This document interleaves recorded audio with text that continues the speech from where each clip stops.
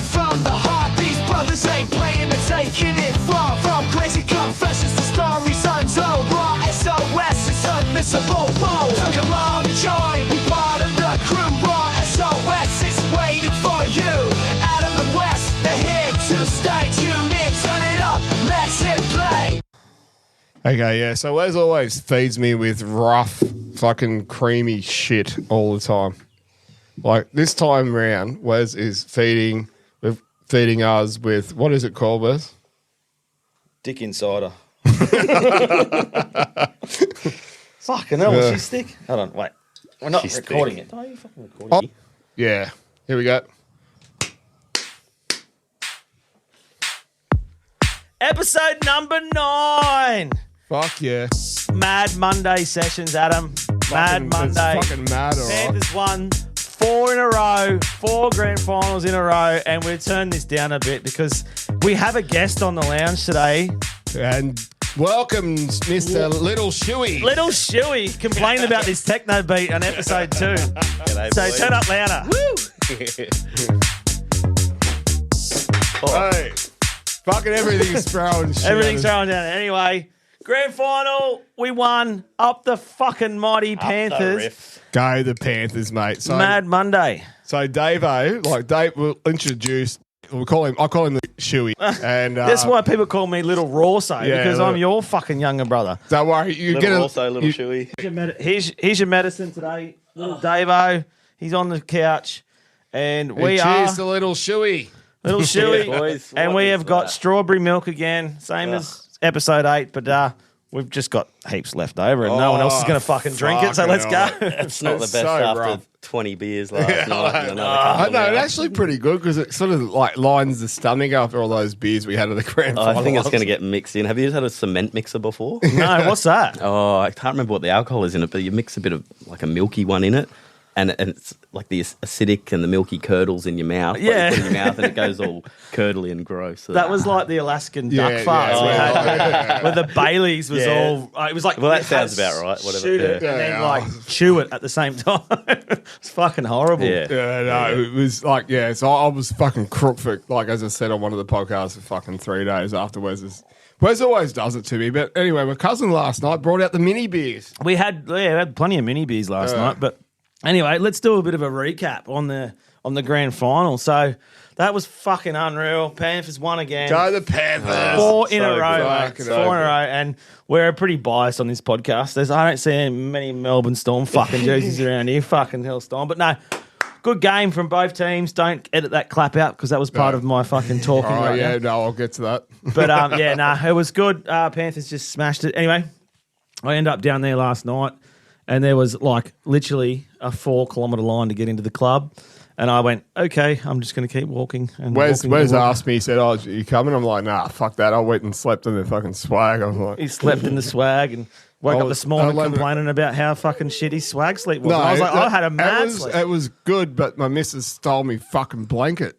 Really? Yeah. I only had one blanket. I'm like, she sleeps inside. I'm sleeping out in the bush like old times. Like, Yeah. Sounds like you needed more beers. Have a better yeah, sleep. yeah, a few more Yeah, beers. that's exactly right. Mate. So where you be, mate? Me and Davey went to school together when we were fucking real kids. Young Kids, man. I left St. Dom's in 97, halfway through 97, so we'd only been there 6 months. Yeah. And then Mum passed away, moved up to North Queensland with Dad. Yeah. And then, that was my expedition from my schooling, going from all boys private school up to Townsville State High School. Chicks Meet there. women.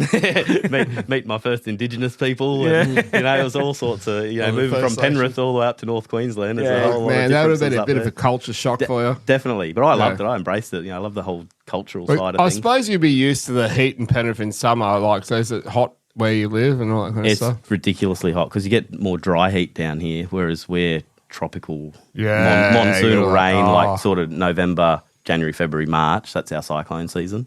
So that's, it's just hot, but- sticky, So it would have gross. taken a while to get used to that kind of stuff. Yeah. But I think when you're young, you don't really care. You're just out having fun. And you can't go swimming in the beaches because there's heaps of crocs and Oh, stuff. yeah. Stingers. There's crocs and stingers and that. But at our beaches, they're not very good beaches, but we have stinger nets. So they have this big blow up kind of thing floating on the surface and then the net that goes below. So you got like a 50 metre by 50 metre square you can swim in at the beach. Yeah, Oh, right. yeah. Yeah, I did see that. I was up on Airlie Beach it's the in best. January. Oh, my God. And then because we went on a cruise and went up to Airlie Beach, Cairns, and then came back. It was fucking ridiculously hot in Cairns. It was a joke, man. Yeah, but it's a nice place. It's nice. It's paradise. Like you got the tropical reefs and the beautiful I know. water. But I bet the fishing's bloody awesome up there. Yeah, You get some barramundi. No, I went Yeah. fishing and I went out there to try and chase some barra. I went on a charter and I got fucking 3 little fucking sharks, man. I was like, this is fucked, man. I only had half a day because How we're on much a did you pay? I was only $100. It was unreal. Yeah. It was good. It's just going for the estuaries and shit and goes and throws the net. Oh, the catches cast it. net and get a bit of bait. Yeah, that's mad. Yeah, We're it not is. allowed to do that in New South Wales. No. The cast net was mad. So just watching him do that and he's pulling it all in. But Like the First Nations people, they know how to. no, he was Aussie. He wasn't First Nations well, he person. would've- He, he just would've owns a learned. charter They boat do in know, fucking though. Cairns. He would have learned. He would have learned from them, But like, yeah, that's the thing about that. I know I'm digressing in the conversation, but like they manage the bushfires. They know how to grow food and Look after the land. all that kind of Just stuff. burn the shit down and it starts again and regenerates. That's how it is. and catch the fish. You And stuff. hear it all on the Raw Sos podcast. Now we're fucking diving into bush regeneration. So Well, I just spent a few years in Victoria and we had some massive bushfires. East Gippsland, they started in a little town called Bruthen and worked their way around and it was phenomenal. And that was a big cause of that was the lack of burning off Yeah. and maintaining the Yeah, habitat. 100%. Because the fire comes through and it's 10,000 times Yeah, hotter. yeah. The same as when I was living on the South Coast, when it went all through down the South Coast. Yeah, that was crazy. The mega fire. That was nice. That was 2020. Same. Yeah. Yeah, it was ridiculous. The whole of Australia was on fire that year. It was fucking ridiculous. And then that's because the greenies don't let us fucking burn the shit off. But listen to the First Nations people. That's what I'm saying. They did it. They've done it for 45,000 years. They know how the land rolls, and and they'll use it not just to burn off, but they'll get their food, and that's how they survived, and they grow and like they cultivated our land, and then we come in here and change it. I'm just Nothing tastes better than barbecued koala. Nothing wrong with a bit of our national emblem, the kangaroo. Yeah, kangaroo and Yeah. emu in a pie. They did have Actually, emu pies. Are down we the one of coast. the only countries that eat our own national emblem? Yeah. I'll tell you what. You they can't reckon- get eagle on the fucking Yeah. in They America. reckon- Oh, American eagle. They reckon kangaroo is the best fucking healthiest meat you can eat. No, it's lean, it's high in iron. I used to Yeah. work at a kangaroo processing plant. So my mate would go out and shoot them and bring them in, and he would do the boning and skinning out the back, and I was just doing the pleb work of mincing and freezing and cutting up on the bandsaw. And it was pet food, but now he's diversified into human. How'd you hop into consumption. How'd you hop into that job? Oh, have you got a bit of thing on your box there? That was me going, I finished uni. Now I'm a bum and I don't know what to do. So what did you do at uni, man? I studied a Bachelor of Applied Science in Fisheries. So Yeah, right. So was down professional in Tassie. fisherman. Well, not quite. More in the management side of things and the data collection science side of things. So, Yeah, right. Yeah. So I work for the Australian Fisheries Management Authority. Yeah. So that's our Commonwealth regulatory body. So you have all your state fisheries who look after the little inshore boats, but then we look after the trawlers and the bigger offshore stuff. So I go out on these boats all around the country. So it could be anywhere from a little one-day trip down out of East Gippsland, Victoria, or it could be a 3-4 month trip down towards Antarctica. Fucking yeah, on the one boat for the one. So have you been to Antarctica? Haven't been to Antarctica. I've just been down close to- there. so you've and seen the fishing. ice- the ice? No, I haven't been down. So once a year we have a trip that goes over around Christmas time. That is right amongst the ice. Yeah. But because I've got the kids at home, I don't want to miss. So you've seen more ice in Kingswood here. Mate. Yeah, more up north too as well, mate. so where we fish, it's around an island or 2 islands called Heard and McDonald Islands. So they're Australian external territory. So from Western Australia, let's say Esperance down the bottom, it's about 4,000 kilometres away, and you're so remote. So we for one particular company, we leave Hobart. We travel nearly That's 2 amazing, weeks. yeah. Like it's 12 to 14 days to get where we're going. And then we'll fish pretty much non-stop unless the weather's really bad because we get What some sort of pretty fish big are you seas. catching? It's called Patagonian toothfish. So Gordon Ramsay calls it Chilean sea bass. So it's really nice. It's a high-valued restaurant species, very high in oil content. So these fish, when you pull fish up from the deep, sometimes their guts blow up, like their swim bladder expands and it kills them basically. Yeah. But this particular fish doesn't have a swim bladder in it, so we can bring them up from near 2,000 around 2,000 meters deep, and we can put a tag in them, measure them, take the weight, and then send them on their way again. And then we can catch them later on and record the data of them, and the growth and the movement. And do you focus on the sustainability kind of stuff? Make sure we've got enough fish in the ocean and stuff that we can still consume as humans. Definitely, and our Aussie fisheries are that highly regulated. Like it's really frustrating to see the environmentalists just continue, and the politicians. It's a very political environment. Continually pummel the industry when it's that highly regulated. Like, we've got a couple of idiots there, but there's not that many around. Mostly it's professional businesses these days and really highly regulated. So not only is the observers on the boats, we've got cameras on them now, so we can see what they're doing. So have you seen the Sea Shepherd, they go and save the whale, saving the whales and that kind of stuff? Hanging around Japan and stuff. So some things they do is all right, and some things they do is just like piratism. They're trying to pummel our fisheries, and you're like, hang on a minute. If you pummel our fisheries and you close them down, get them closed down, a sustainable, renewable resource, well managed, you close them down, then we're going to have to import our seafood. We already import like 75%. So we're going to have to import from unsustainable, unregulated fisheries from Vietnam, and so the bassa fillet and the venomai prawns, they're all farmed in the Delta Mekong, and that's like the houses living it, and they just crap in the water. I've seen a thing about that the other day, about the Mekong River. There's this, they go and eat the raw fish. They get the raw fish out, they turn it into like a Thai dish, and then they eat it, and it causes the worst cancer in the world, that's ever been noted, because it's parasitic worm from the Mekong. I'm like, I'll go and buy, we go give our fish and chips or whatever, and all the frozen fish that you give to your kids, and I'll look at the packet. Oh, that's from Thailand. Where the fuck do fish fingers come from? Yeah, Don't have fingers. Thailand. Well, funny you say that. So I'm just going to butt in because I've just come off a boat off the west coast of Tasmania. So we have a fishery over here called blue grenadier, or in New Zealand they call it hoki. So in New Zealand it's plentiful. It's their main fishery. They have these massive vessels that are set up for it. So they're factory vessels. So this one I hopped off was about 70 metres long, 40 crew on it, and they'd catch these big bags of fish. There's plenty out there, right? This is a really sustainable fishery. Not that I like these boats coming over, because we had 3 of these big boats come over and they do catch a lot of fish, but the science says it's all right, and each year it's still showing that it's all right. So these boats, they'll catch sort of some pretty big bags of fish, and there's really little bycatch in it because they're targeting this species while it's spawning. They bring it on, they put it through the factory, and they can turn it into a skinless fillet. So the machine, they'll have somebody cutting the tail off on the saw, putting it in a machine that then cuts the head off. A little scooper scoops the roe out. One blade will cut the belly flap off, one blade will cut the top of the fillet, one blade will cut the bottom of the fillet, and it gets sent through, goes through a little skinning machine. The skin comes off it, or they can leave it on whatever they want. Can you do like a mobile one? So I just chuck it on the front of my boat. So with the roe, just fucking put it through there. Yeah, that'll do. Yeah. I hate gutting fish. Me too. Horrible. I suck at it. I've got a question. I'm all right with flathead. Flathead's easy because you straight down. I've got a question. With the roe, if that roe gets thrown into the ocean, can that turn into...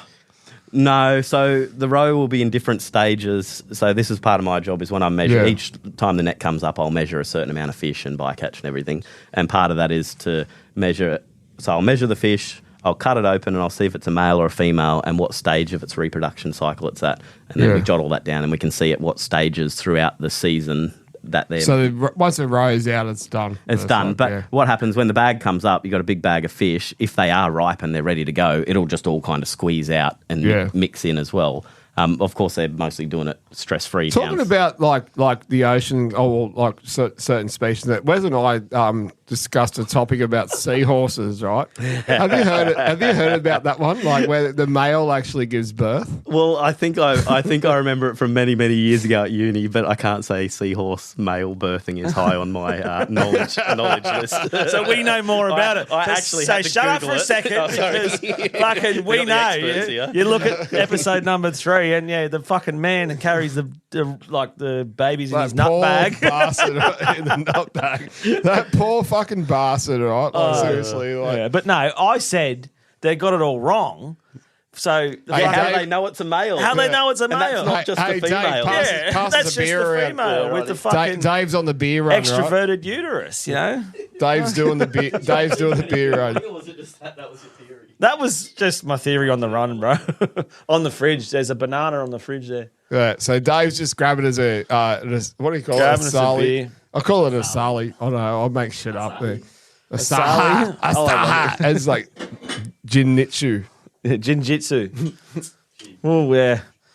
No, well, that's fucking interesting. So, back onto Grab you yourself say- one. Make sure you got one. You're all right. Yeah, sweet. So he's back down there now.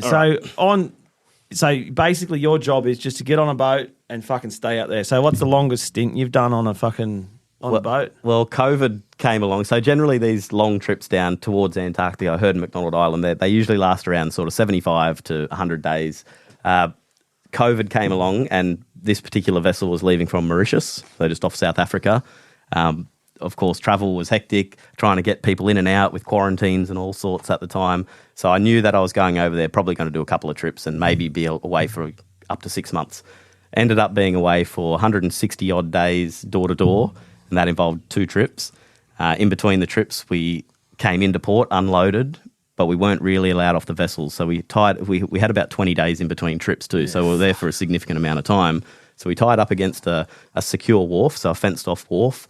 And they said we were allowed outside to do some exercise after the workers go home. So, like 5 o'clock in the afternoon or 6 o'clock in the morning. Fuck that. So and all that was really going on was just, hey, deliver me some beers down to the boat every day. It was carton, and I was drinking a lot. Yeah, a lot. we all did in lockdown. Well, yeah, and I thought, you know what, I need to try to do some running or something because I'm literally sitting on a boat drinking 20 beers a day. Yeah. So Sounds fucking awesome. I know, and I was getting paid for it, so I do that for free, bro. I know, but I had to say to myself, Yeah, all right, no, you need to I control understand. yourself a little bit. Why don't you go? You just got to start doing some running. So don't worry about cutting back on beers. Just go for a run each day, and at least that's all right. Run around the boat. Yeah, so I'd run around the shipyard, and it was about 800 metres, and I downloaded an app, so it tracked my time and distance and everything. Fuck running. Well, I ended up running 100 kilometres in like 17 days, but I'd drink piss till like 3 in the morning, and then I'd get up at 5 a.m. every morning and go for a run. So I didn't get up. Burn the calories off. And sometimes I was just pissed running, and I'd have to have a stop and a spew and a walk and then a jog. But I thought if I don't get out there and do it,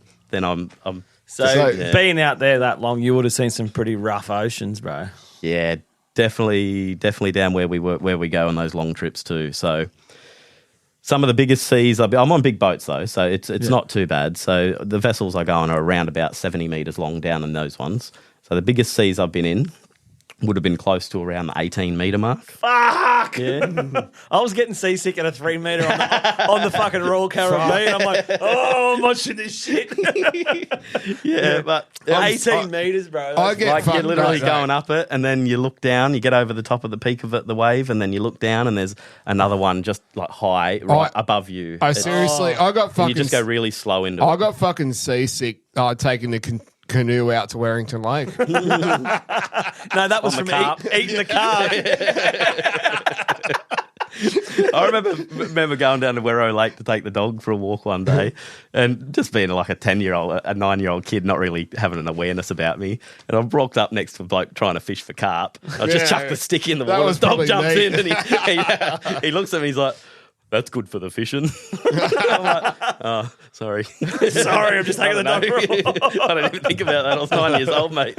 No, seriously, I got this army canoe. I was about 14 years old. It was like had a hole in the front end, and so I like got this fiberglass shit. How bad's that stuff smell? You know? It's Yeah. like- and I'm like, I filled the hole up. I filled it up and went, all right. We walked it. I don't know. I think the old man gave us a lift down. But this was it was a 2-person canoe, army coloured. And we went, fuck, we want to go to Warrington Lake Island. That little patch, that was in the middle. You probably walked there. Oh, and I was like, fuck, we did. And there was all these eggs. For people that are not locals dependent of Warrington Lake is this chunk of shit, right? It's basically stormwater, just fucking toxic. It's like that's where the Toxic Avenger was fucking born. we used to run up the fucking With one eye tunnels. in the middle of his head. That's why they put the they're great on the tunnel because they blocked it because we used to run up there and skateboarded down. Oh, yeah, I remember the tunnel. Yeah, the tunnel was Fucking, fucking there was heaps of syringes and shit. Oh, coming that's around. awesome. Bit of shoe, mate. It's funny because I went to school with Dave and you went to we went to St. Joe's. Yeah, together, so same ages. Yeah, same, but you never yeah. Army cadets is when Yeah. you got become mates and shit. Well, mates at school, like, Because you went to Joey's as well, didn't you? yeah, I went to Joey's, but I didn't go to St. Dom's. I went Yeah, to yeah. the worst school in Penrith. It was fucking. They realised he had no hope. Toughens you up though, doesn't it? Yeah, oh mate, yeah. Well, I went to was moving to North Queensland was Townsville State High School, and growing up I was always like the shortest few kids in the grade. Mum was just like 4'11", and she would never let me play footy because it was too rough and I was going to get hurt. I remember, Mum's not around anymore. I'm with Dad. He'll let me play footy. And I remember sitting on the sideline at lunchtime at this new school watching these kids play footy, and a lot of Indigenous kids too. Fuck, were they tough, man? Oh yeah. Like 16-year-old kid with beards running off the back fence. I'm like, wow, I'm this little kid. So I'm just sitting on the sideline. I'm like, fuck, I don't know if I could do this. Like, it's pretty tough. You were pretty short. I remember, Yeah. I was short, and you were even shorter. I was a than me. midget. and then anyway, I sort of watched a couple more times. Yeah, so watching these kids on the sideline, but then I watched this other real little kid go out there and just tackle and tackle and tackle, and I'm like, oh, that's how you do it. So from then on, I'm like, right, I know how to play footy to just go hard. Yeah, just go hard tackle. Yeah. I remember, remember Skippy? Yeah, He mate. was, he Skippy's was a a legend, mad man. fucking I love that. tackler, man. I haven't played footy with him. Was he? that Well, legend. yeah. He was a little It's fucking... what's in He's a here, mad not what's skateboarder. out here. Yeah, that's it, man. He He's, was like he's fucking still 3 foot skateboarding. nothing. I'm still friends with him. He's still skateboarding. Yeah. That's the last time I seen him was a random trip probably like 12 years ago. I was down here at the Penrith Plaza and he had a skateboard out the front. Yeah. And I'm like, Skip, how you going? Yeah. How you going? I still skate too. I've done some bomb hills up the mountains. Like, Can you still do tricks? Nah. It's just bombing hills, man. Just run down. It's like how fast can I go? And then I'm like, oh, I've got a fucking few bottles of beer and wine in the backpack. I'm like, fucking, I want to stack.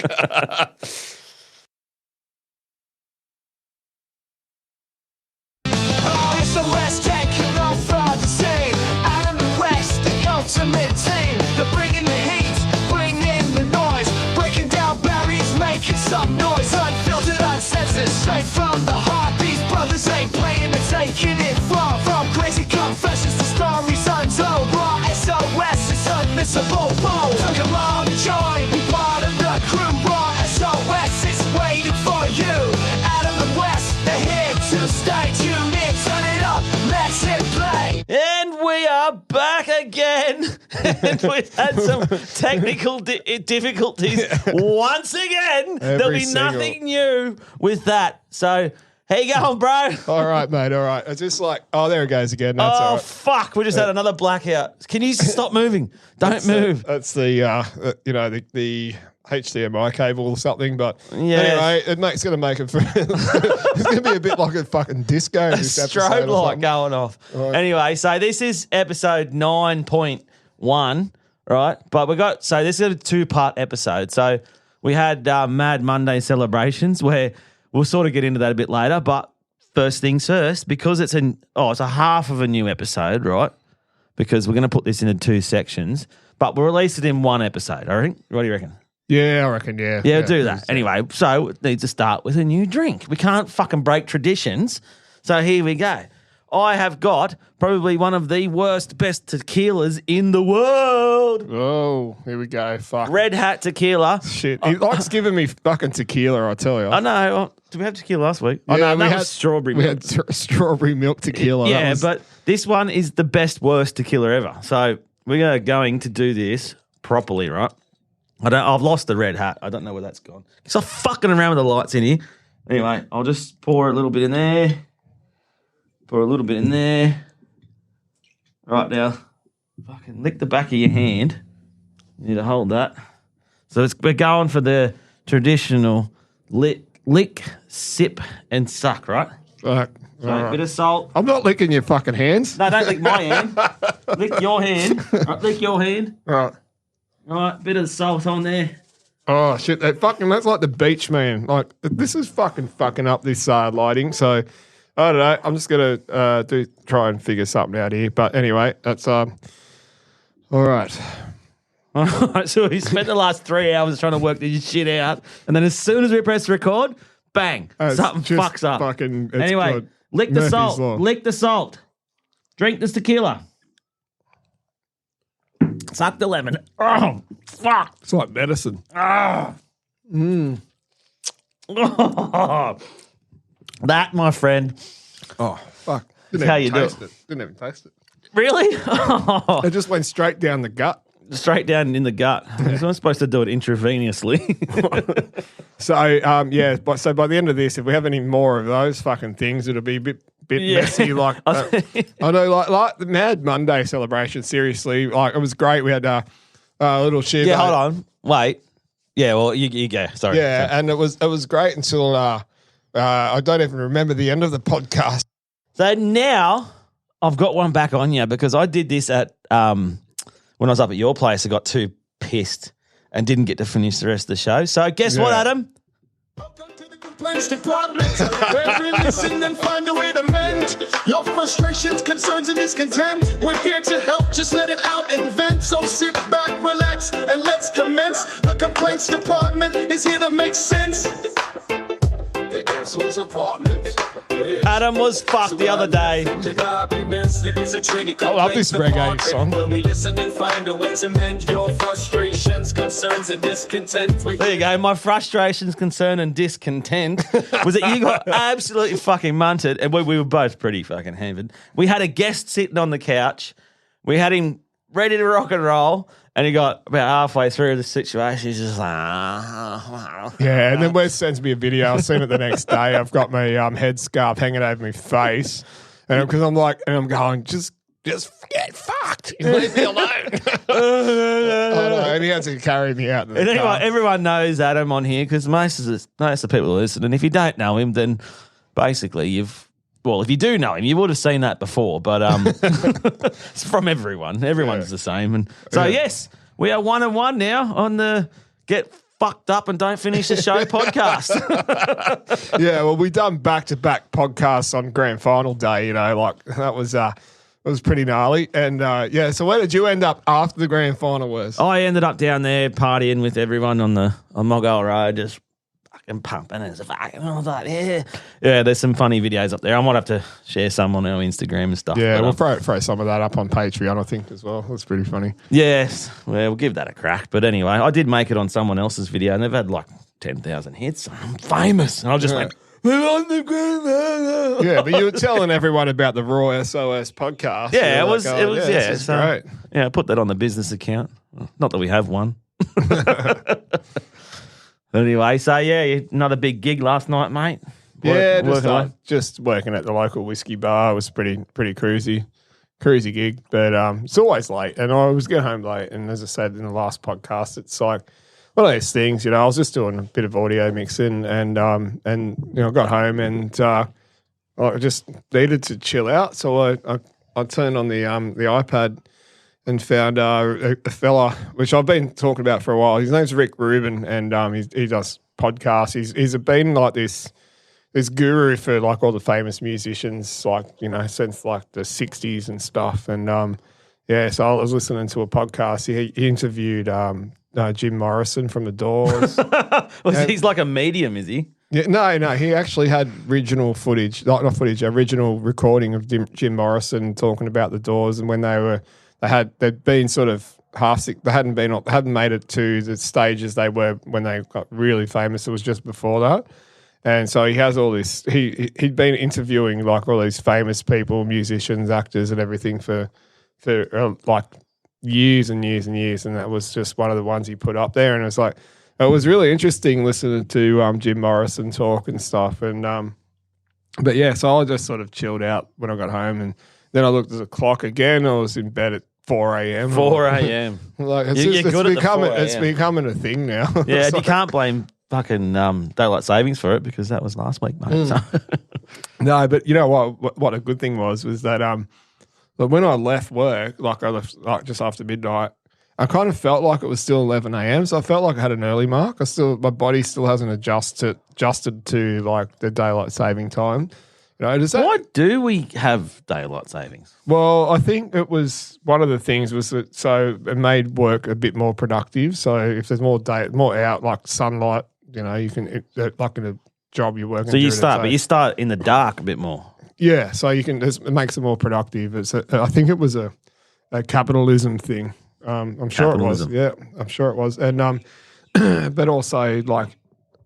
I think it's good like in a way because when you get home and it's not dark and it's sunny, it's nice. You can go out and. I do enjoy it, but because it's in Australia and it's summertime, it's always mad to have that extra hour of sunshine like in the afternoon. You're not getting home at dark. It's dark at about 8:30, 9 o'clock, but then you just get fucking way more drunk. Yeah. Just drink a piss. It's still daylight, fuck yeah. And then it's like, oh fuck, it's now 9 o'clock. I've got to go to bed. But do you ever find like when it warms up, like I have my sort of choice, my drink of choice and stuff. So like for the season, say like when it's definitely cold. not fucking Red Hat tequila. I can tell you that. no, but like say for like winter and I'm sitting around the fire, I like to have a red wine or something, And because beer's I like kind of a warmer kind of, I don't know. It's just warm beer? No, a warmer kind of option. Like, it's sitting there having a red wine. It's kind of just one of those things. But in summer, I can't even look at red wine. Like, I just go, fucking hell. Like, I can have one as a nightcap, but it's, yeah. And it's like, I used to be the same with coffee as well. Like, I'd have coffee in the morning. You can't drink hot drinks in summer. It's like, no, I can't do it. It's like I don't know, like people in England, it's always like just come a cup of tea, yeah. And all over in Europe and stuff. It's always that bloody cup of tea. I was like, no. I think it'd be healthier than coffee actually. Tea, but tea's got the same amount of caffeine. Like, it's got way less caffeine in it. But yeah, like that's just their like their culture and stuff. They just go, come have a cup of tea. Everyone says a cup of tea. So fuck off. Give me a beer, mate. You want a cordial? I'll come over here and you have a green cordial. No, I don't want that. Give me a beer, cold beer. No, they don't get have the cold beer out of the cupboard. That's not even in the fridge.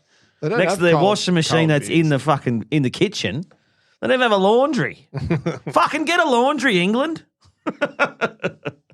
I'll tell you, it's cool. We've been having a yarn to some local podcasts. Yeah, not local. They're called podcast fellas from over. Shout out to you guys. They're called All of the Stuff and Some of the Things. They're in London or something, or England. Remember that? London or England? Oh, no, somewhere in England. That's what I meant. Like, but they've been chatting to us stuff. Yeah, they've got some good stuff going on there. They've got a big following there. Got a big following over there. But shout out to them. When are you fellas coming down under for a visit? Get to Australia, mate. We'll fucking sort you out, all right? Fucking cunts. Let's go. Motherfuckers. It'd be good to get you boys on and have a yarn if he's, even we could do like some kind of Zoom meeting down the track. But what's the other, the two piss cans? We haven't heard from those. We haven't heard from them. Yeah, no, they're going all right. They're doing their thing. We'll have to catch up with those boys too. Yeah, but no, this is, shout out to all. I met up with, I don't know if you've heard of him. He's just getting started. Joe Rogan Josh? No, Joe Rogan. Joe Rogan Josh. No, is it Joe Rogan or Joe Rogan Josh? He's only just started, but anyway, if you have a listen to him, if he's getting into the actual podcast scene, you might check him out. But yeah, each to their own. We're all just getting started, in this new industry. It's only been around for about 10 weeks since we started it. So anyway, there's the other thing that we've been looking at too is because like I know going into the technical side, to any of the podcasters listening and that kind of stuff is that new Rodecaster, that's the video Rodecaster. Rodecaster video, that's interesting, isn't it? If anyone's got any, if anyone's got one, can you just send us a message and see how? If anyone's got a spare one, can you send it over? I just want to see how it all works because the editing part of the podcast is the most time consuming bit, as I've mentioned before. But this thing looks like it'll just do camera switches and stuff with with these, and so because when you throw camera into audio, when we're doing a podcast, it makes it to a whole different level. There's a lot of things that there's a lot of moving parts to this shit, right? And I'm really impatient person. And I've decided, no, I need to just take a deep breath, take a chill pill. Hold on, I found something for relax you. a bit, right? Relax. Let's just see if this works. Let's see. Let's hit play. This one is called... This is what I'm fucking recommendations. What you should have on your TV is a black screen. Just think about that. Blackness, darkness, and just think about having some sleep. Because sleep's not ever gonna get there. You're never gonna catch up. There's 10 hours of sleep a day. You think about it. You can't get that. You're lucky to get 5 hours. It doesn't matter if you get it 5 hours, but just make it good sleep, right? Good sleep. It's the best sleep you're ever gonna have. It's the right sleep. Good sleep. I don't get any of that. Just remember that, though. You think you had no sleep? There's probably some other guy on the same train on your way to work that's had less sleep. So why don't you just go up there and give him a hug and say, hey, I know that you've had less sleep than me, and it's gonna be a shit day. But it doesn't matter because we're all gonna have less fucking sleep, alright? Just take a deep breath, okay? And I'm not trying to keep you awake on the train on your way to work. I'm just trying to think about your sleep.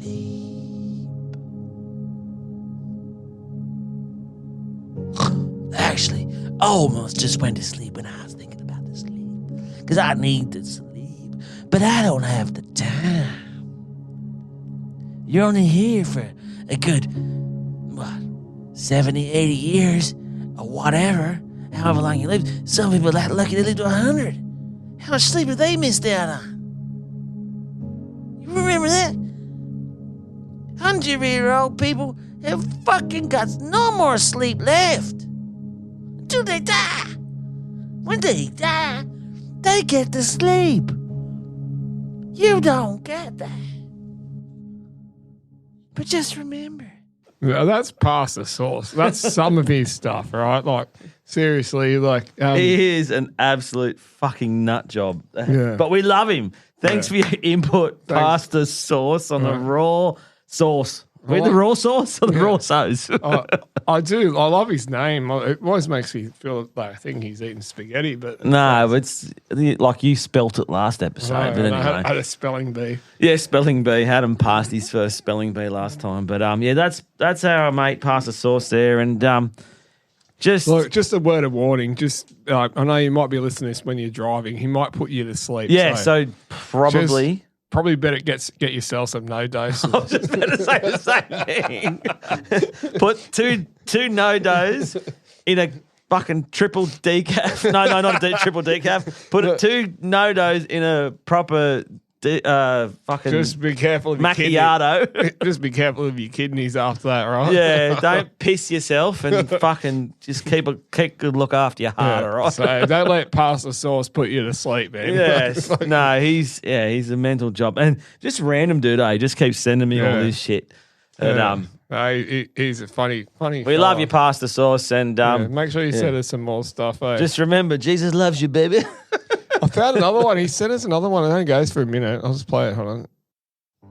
Here he is. Just remember that every day could be your last. And if it's not your last, then it could be your first. But sometimes you don't even know the difference between your first and your last because you're so fucked up, you don't even know anymore. So what I'm trying to say is that every day is the same fucking day. So get up, where's your Monday, your Friday, Tuesday, Wednesday, doesn't matter, because it's the same day. Like I always said, every day is your every day. And that's what it is. It doesn't matter what your color your shoes are, just get out there and just be on the fucking shoes. If they're blue, green, yellow, red. Just be out there and just get it done. Yeah, man, he's just fucking he's a tripper, that guy. He's off I his think head, he's man. had fucking too many mushrooms or some shit. Right? He's way too involved But in yeah, that cult over that's there. this is all coming from our Patreon account. We're going to be Yeah, so uploading this is- it. There's a few more things, plenty more things we'll be uploading. It's only early, but you know, you get in early and you get a better deal because when we get better stuff up there, we're going to up the prices. What like was you getting? Down. Prices are going up. The Raw Sos Podcast. So get in early because it's going to go up. It's going to be triple and it's going to be like fucking bullshit. But anyway, Yeah. no, it's not. We don't give a... At the end of the day, if you want to listen to it, have a listen. We've got some weird, wonderful, random shit up there. But anyway, that's our Patreon, Raw Sos Podcast at yamum.com. No. Yeah. But just go to patreon.com and just look at Raw Sos Podcast. Raw Sos Podcast. Yeah, we'll have it all. We'll just put it all up on the Facebook links and stuff. We just it's a lot of work to. I think I'm going to get Wes to start doing social media management because like I'll just focus on editing. Wes No, can I'm the content creator. But yeah, no, I'm a bit worried about the content you're creating sometimes. I'm like, Hey, I don't create it, man. It all just comes to me, you know. Anyway, let's do this. What was that? Let's do this. content creator.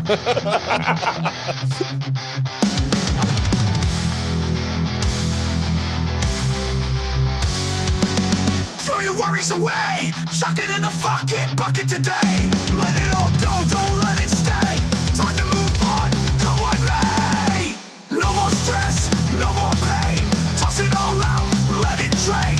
Life's too short for the kind of stray. So chuck it in the fucking bucket, let's start again. Let's start again. No more stress, no more pain. Toss it all out, let it drain. Life's too short for the kind of stray. So chuck it in the fucking bucket, let's start again. So what do you got to chuck it in a fucking bucket? Now that was a fucking pretty good intro.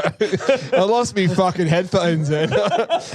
I'll chuck them in the fucking bucket. Anyway, you have to look at it on YouTube because, yeah, we went a bit mental in that fucking song there. But that's that style of music, man. It makes you want to go. Yeah, like I can swear, like I just go like, you know, that's AI. It's like fuck, it's getting too No, good. we wrote that Yeah, in a minute. No, we was fucking. You It was should have getting seen too the. good, man. No, there was a meeting about that song. We had a meeting, and he went, "Listen to this." I said, "Okay, that's cool. Let's just use that." It took us way longer to sort the Wi-Fi router out. So that's going in the fucking bucket today, right? Is the Wi-Fi router fucking thing? It's just I'll tell you. annoying. Yeah, well, Stop being a dickhead Wi-Fi router thing in my bob. like chucking the fucking bucket. I'd like to throw in fucking editing, like issues with fucking hard drives and technology. That pisses me off. I don't have a hard drive and a soft drive. Put that in the fucking chuck it in the bucket. Yeah. What else we got in the bucket today, Adam? Well, I had a list written down, but I'm using my phone to record, so there you go. Fucking- so put that in the fucking bucket. Yeah. Send me notes, and I'll go. Memory. I can't remember a fucking thing. So especially after too many tequilas, like yeah.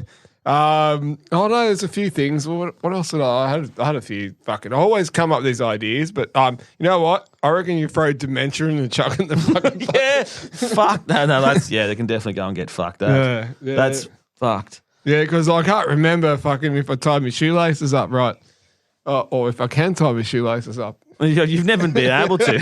So you always wear those fucking Velcro fucking numbers. But I'd like to commenting on the last episode. Yeah, I'd like to throw clowns in the chuck in the fucking bucket. No, we can't just keep recording the last episode, re-recording. But hold on, we are in 9.1, so we can still talk about stuff that. Yeah, hold on, chuck this in the fucking bucket, right? Memory card, again, hold on, that was from episode number 5, wasn't it? We're always losing Wasn't it? memory Wasn't cards. it? How good's our language, eh? Wasn't it? I don't really know, man. I know it sounds like half Scottish and There is Australian. no one that has ever taught me in my whole 11, how many years I went to school, right? Oh. There's not one of my teachers that went, he's going to get on a microphone and own a podcast and start talking shit because he can't talk, he can't write really fucking neatly, he can't do this. But guess what, motherfuckers? You're going in the bucket. All my school teachers, because look at me now. We've got 4 million fucking ants in our cupboard. Not subscribers or likers. They're just ants in my cupboard. And if every single one of them owned a phone, they wouldn't be in the bucket. They'd be in my little cup. And I'd be like, yes, let's go. Keep there and each one of them a phone and a SIM card and let's go. Don't give them in the fucking bucket because they're my favourite ants. Well, like, Love my I'll school tell you teachers. what. I'll tell you what you can chuck in the fucking bucket, right? Is What? When the seasons change, right? And then all of a sudden you think it's fucking spring, it's summer. I think it's warming up, and then all of a sudden it's fucking raining and it's going to snow again. Are you talking about condoms? Oh yeah, 4 seasons? 4 seasons, yeah. 4 seasons in one day. It could be Melbourne. Please don't bring up your text messages on the fucking TV screen. But anyway, is that the fucking bucket? Oh no, sorry, I just opened up the wrong channel. Once again, under the OnlyFans account. Yeah. Yeah. Oh, so after last week, right? Last week's episode, we were talking about Christine, the car that crushed in itself, right? Yeah. There is a car. It's called the Ford Ranger, right? So click on that link there. Yeah. The Ford Ranger has This been one here? Yeah, the Ford Ranger and the Ford Focus have been recalled because the fucking window, if you leave your arm out of it, it's supposed to stop before the window goes up. But nah, it's just going to cut your fucking arm off. Fucking hell. Recall. Ford has issued an urgent safety recall for a popular four-wheel drive and commercial van over fears the defect may increase risk of serious injury. More than 38,000 Ford Everest Transit custom vehicles and from 22 to 24 potential impact after found the front windows could close and not stop if your arm was in the way. Yeah. Well, So, and old Marky down here goes, could cost an arm and a leg. Product recall. Chuck that in the fucking bucket. yeah. Yeah. Fuck that. I love it. I love the fucking the comments. Eh? Oh, yeah. This Some- issue sounds armless. Come on, maybe for brake failures or etc. But most cars, I don't know. Do they? I don't. Most cars now have got electric windows. Oh no! I accidentally did that to Mum was sitting in the back seat and I wound the electric window up and she was put her. I think she had a hand and I nearly crushed her fingers. Like Yeah, but did it stop? no, it didn't stop. And I went. She's going. stop. Ah! And I looked around. Oh shit, Ah. Mum! You just stop because I put all the 4 windows up, but she had a hand out the window for some reason, and so I'm like, oh shit! Nearly like crushed her hand. Yeah. And I was like, fuck, but yeah, you got to be careful with those electric windows. But then you got to be careful. Well, maybe the robots. Hey, robots, AI, be careful with your electric windows, okay? Shout out to all the robots out there. Yeah. Anyway, we can't talk bad about the robots because they're going to fucking take over, right? And they Yeah. this is proof that the car has got a brain of its own and it's going to take your arm off. So Yeah, well, there you go. That's what I was saying. Like Christine, and we come up with the same kind of topics. top hacks Topics. on Topics this every North week. Shore podcast. Yeah. How you going, guys? I've been amazing. I love it. I'll tell you what another thing I'd like to chuck in the fucking bucket is cutting up onions. Oh, yeah. Onions, but you know what I find, like when you find scrolling through internet stuff, and I found this way of actually cutting an onion up without making you cry. It's like you got to cut it up in a certain, like you cut the top part off, and then you Stick leave it up your ass. No, you leave the skin, like you leave all the onion skin on it, and then you chop it into quarters, and then you peel the skin off, and then bang bang, it's done. They have like tearless onions. Yeah, but Apparently they've been out for a long time, but I thought that was a bit of a fucking shit show. Like, come Yeah. on, mate. Fucking just cut an onion. But I remember doing my work experience in a restaurant because I wanted to be a chef when I was younger. And then I was like, after doing work experience, I was like, nah, I'm not doing that. That's shit. Go to work at 10 o'clock in the morning, go home at 3 o'clock in the afternoon, go back to work at 7 o'clock at night and finish at midnight. Like, this is fucked. Go at the back and cut up fucking 10 kilos of onions. And you're just like, fucking crying. Oh, fuck. And then they're like, once you finish that, can you schnitzel all these fucking chicken breasts? So they give me like 10 kilo bucket of chicken. All the breasts are all cut up, just soak it in all their juices and just put it in the egg and the breadcrumbs and fucking like this. Oh, fucking hell. And then like by the end of it, they're like, oh yeah, normally we take the chicken out of it. We're just trying to see how tough you were.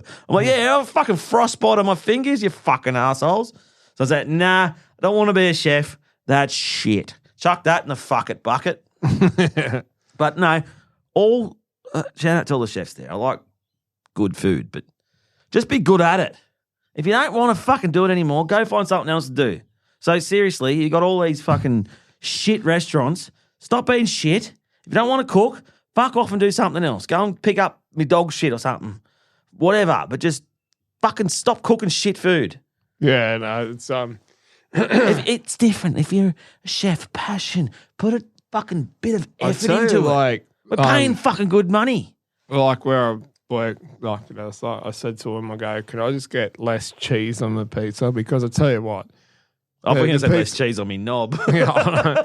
But like they put like seriously, I've You never should seen chuck that in the wash it bucket. I know, I've never seen so much cheese on a pizza. Like it was like fucking just piled on, and like you pull it off, and it's like chewy, like it's fucking. Just get with the program. And I said, I'll go. Can you just get him to give me less cheese? He goes, yeah, half cheese. And I would have said, Half cheese. I said, maybe a quarter. I should have said maybe quarter cheese. Quarter cheese. Like, Fucking hell, man. I know, like. How many cows do they use to make all that cheese? You know, like I don't know. Could just get the fucking circumcision fucking in the hospital. Chuck them in the octopus rings.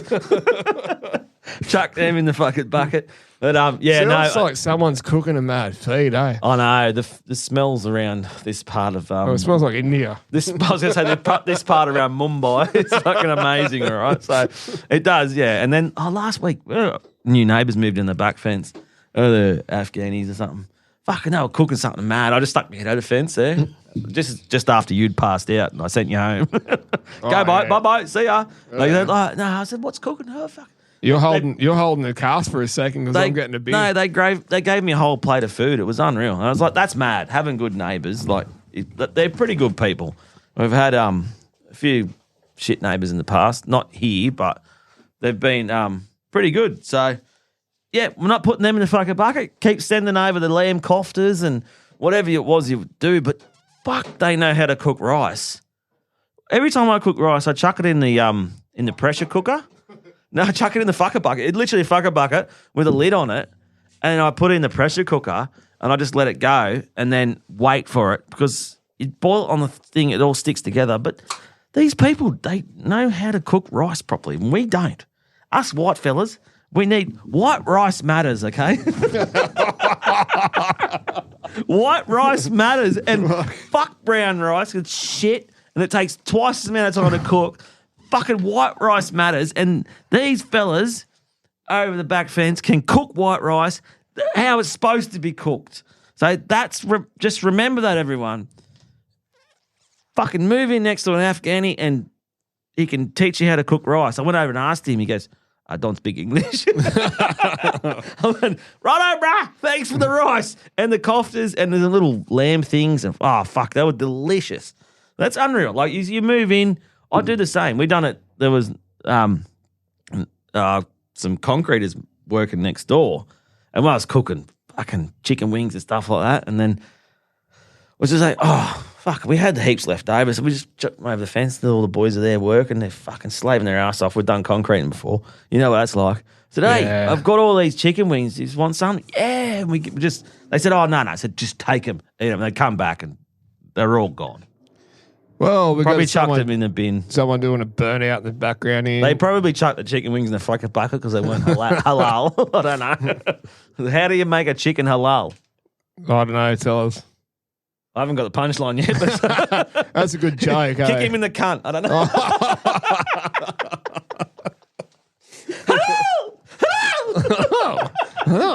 I know. Or should say kick her in the cunt. Oh, man, come on. That's getting cut out. That's fucking awesome. This is where we're supposed to be. In the darkness. Welcome to the podcast for the dark, dark web. Oh, yes. Let's get out of here. Let's get ready to roll. All right. Anyway, so... Can we close off the fucking the bucket section, or you got... Yeah, fuck the bucket off.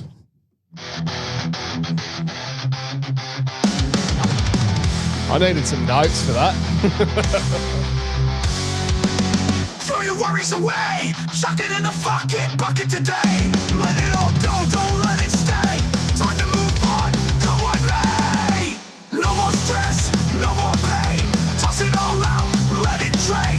Life's too short for the kind of strain. So chuck it in the fucking bucket. Let's start again. Let's start again. Let's boogie. All right, so that's... Oh, how's this? What do you got there, Adam? It's called Special Coffee Coffee Shop Selection. Oh, It's on right. YouTube. It's like this chick smoking a mad spliff with heaps of marijuana. Just leaves turn in that it. down a little bit because really we're going into a relaxing. little bit of a different section here in this podcast, which we haven't done before. Like every week, we're just trying new things. Just gonna leave that. I'll just double check. Did you get the camera on there? Right? Yeah, that camera's on, mate. Yeah, I'm, right, so I'm just double fucking. checking. I'm not a guy that forgets everything like you. Anyway, so we are going into a bit of a wine tasting right now. So, guess what, Adam? There's a fucking elephant in the room. There is, and it's the buttery selection. It is actually called Elephant in the Room. This wine that he's just said, oh, let's have a wine taste. All right. And what brand is it? What's the not the brand? It's a Chardonnay, It's a Chardonnay, but it's called Buttery. Right? and that's So, the best one. And like best one ever, or Oh, no, I just think the best one that you could afford. Spillo said to get that one. So that was a Oh good yeah, one. shout out to Spillo. All right, so I'll just turn this down a little bit. I think it's overpowering a bit.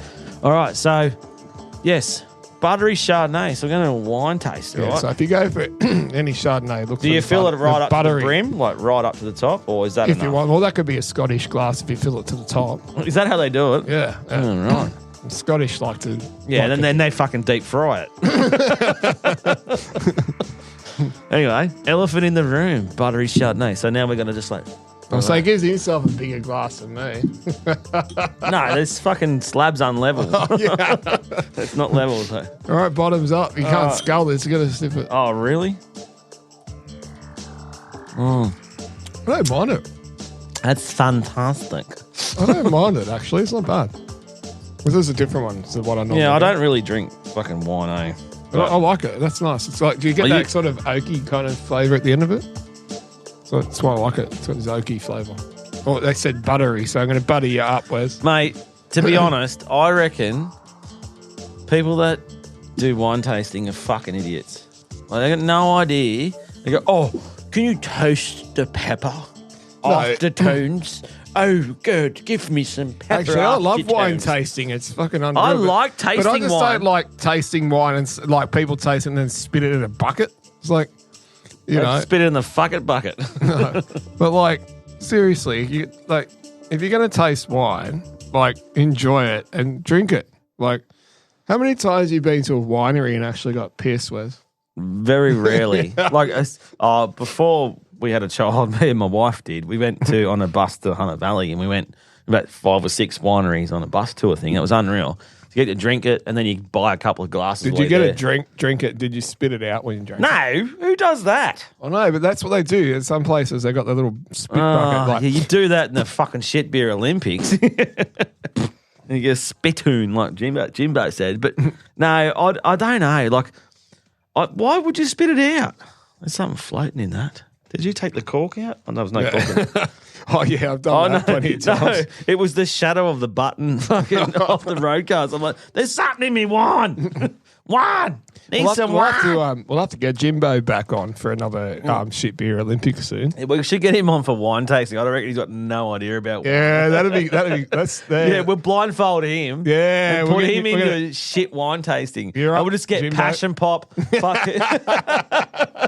You No, better we be can't. up for that, Jimbo. It's our turn, right? Yes, we're gonna fucking put him in the hot seat, and we're gonna strap him down, and then like buy a barber's chair, and then just lie it down. Like there's a place in England, it used to be called the Church, right? And you get in the barber's chair, and they'd lie you down, blindfold you, and just go bang and pour these shots in your mouth where you had to drink them, and it was fucking nuts. I didn't fucking go there, but that's what I heard. It was unreal. But it was closed down by the time I got there. You've been a worldly traveller, Wes. Like, what was your experience like? That just sort of triggered some memories. Yeah. What was your experience like in Amsterdam? Oh, Amsterdam was fucking pretty fucking next level. I wasn't really into the whole weed thing. It didn't really take off with me, right? I had enough fucking things that I was addicted to before I fucking tried weed. But nah, not really. But anyway, so Amsterdam, I was only there for a couple of days, but that was enough, man. But I'd like to go back now. Well, I was only 21 when I went there, but yeah, we went into like trying to remember because it's fucking it's almost 20 years ago. Yeah. How long ago it was. But and that's fucking hell, man. You know when you get old and you say, I can remember that was 20 years ago and you were still 20 years old? Like, fuck, I'm 40 next year. So yeah, it was not quite 20. But we went to like this, because it was a Kentucky tour and stuff. We went to this like live performance, right? It was a fucking sex show, right? Live sex. There's two people on a stage in a revolving bed. And there's like, yeah, and they're just fucking, right? And we're like, okay. And we're all just walking in. We fucking all sat down and said, so this is a Amsterdam cultural fucking experience. Would you like to be involved? I'm like, no, I'm not getting up there. Fuck, that's the fucking major fucking performance anxiety. There's fucking 300 people watching you. Fucking this chick on stage. No, it wasn't me, right? I didn't get up there, but there was this dude. I'm sure and you it was had just to like go. it was just like it was like watching live porn, right? Fuck. And they were just getting into it on stage, and the beds sort of spinning around and just fucking, and like because it was on a party Kentucky tour. Next thing you know, they said, all right, for the next performance, can we get? There was about 6 or 7 people. Where's Rawson? Can you come out to the fucking front stage? Can you come and jump on my the stage and have a go? Fucking hell. Every fucking time, I'm just like, every time someone gets called out, there's a live performance, I've got a head that says, yes, this guy needs to get on the stage now. And I'm like, no, I'm trying to sit down there, and hide. Next thing you know, they go, get up here. And I'm like, fucking righto. So I get up on the stage and there was about 6 or 7 of us, right? And then there's this chick that comes out and she's like got this banana. I'm like, oh, fuck her, right. So there's 7 blokes lined up, this one chick.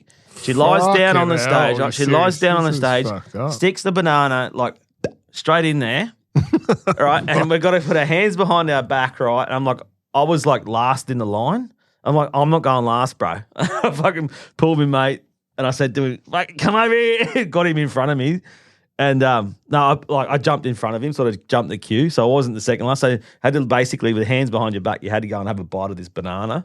And then he was the last one. He's like, oh, fuck you. Next thing you know, fucking, she grabs his fucking head, just rubs it into her pussy. And it was all over. Hell. Anyway, that's the reason why that dude is gay now. 100%. Yeah. He came out after it, and I was like, oh, thank fuck. He goes, no, I was like, was that my fault that I put you in?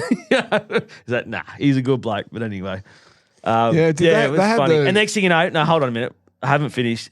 So this all happened with the banana fucking story. And then this fucking gorilla, like, absolute, like someone dressed in a plenty of gorillas down here. Someone dressed in a gorilla suit comes running out on the stage, right? And I'm just we're all sitting there just sort of jumping around, dancing, having fun on the stage. And next thing you know, he's got this big strap-on dildo, right? And he's come up right behind me and he's grabbed me and he's fucking like full humping me. I'm like, what the fuck is this? And I was like, slapped him, and he just turned around, fucking hell, and he's just like going like that. And he's got this like penis fucking thing shooting out water and fucking all this stuff. And he took the hat off, and it was fucking our bus driver from the Kentucky tour. So it was fucking funny as fuck. But yeah, so it had to be that sort of moment. But yeah, live sex show in Amsterdam. Then I went and actually smoked a spliff and fucking vomited everywhere. And then the next day, space cakes. Don't eat them. No good for you.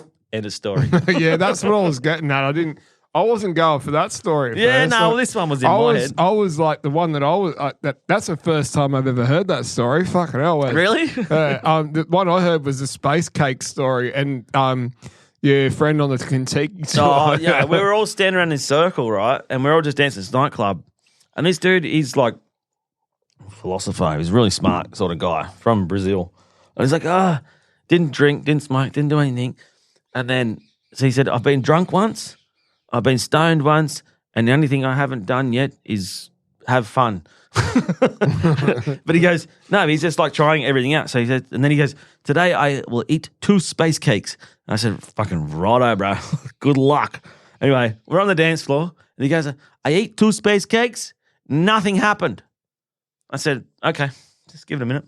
Fucking 10 minutes later, he's just fucking collapsed on the floor.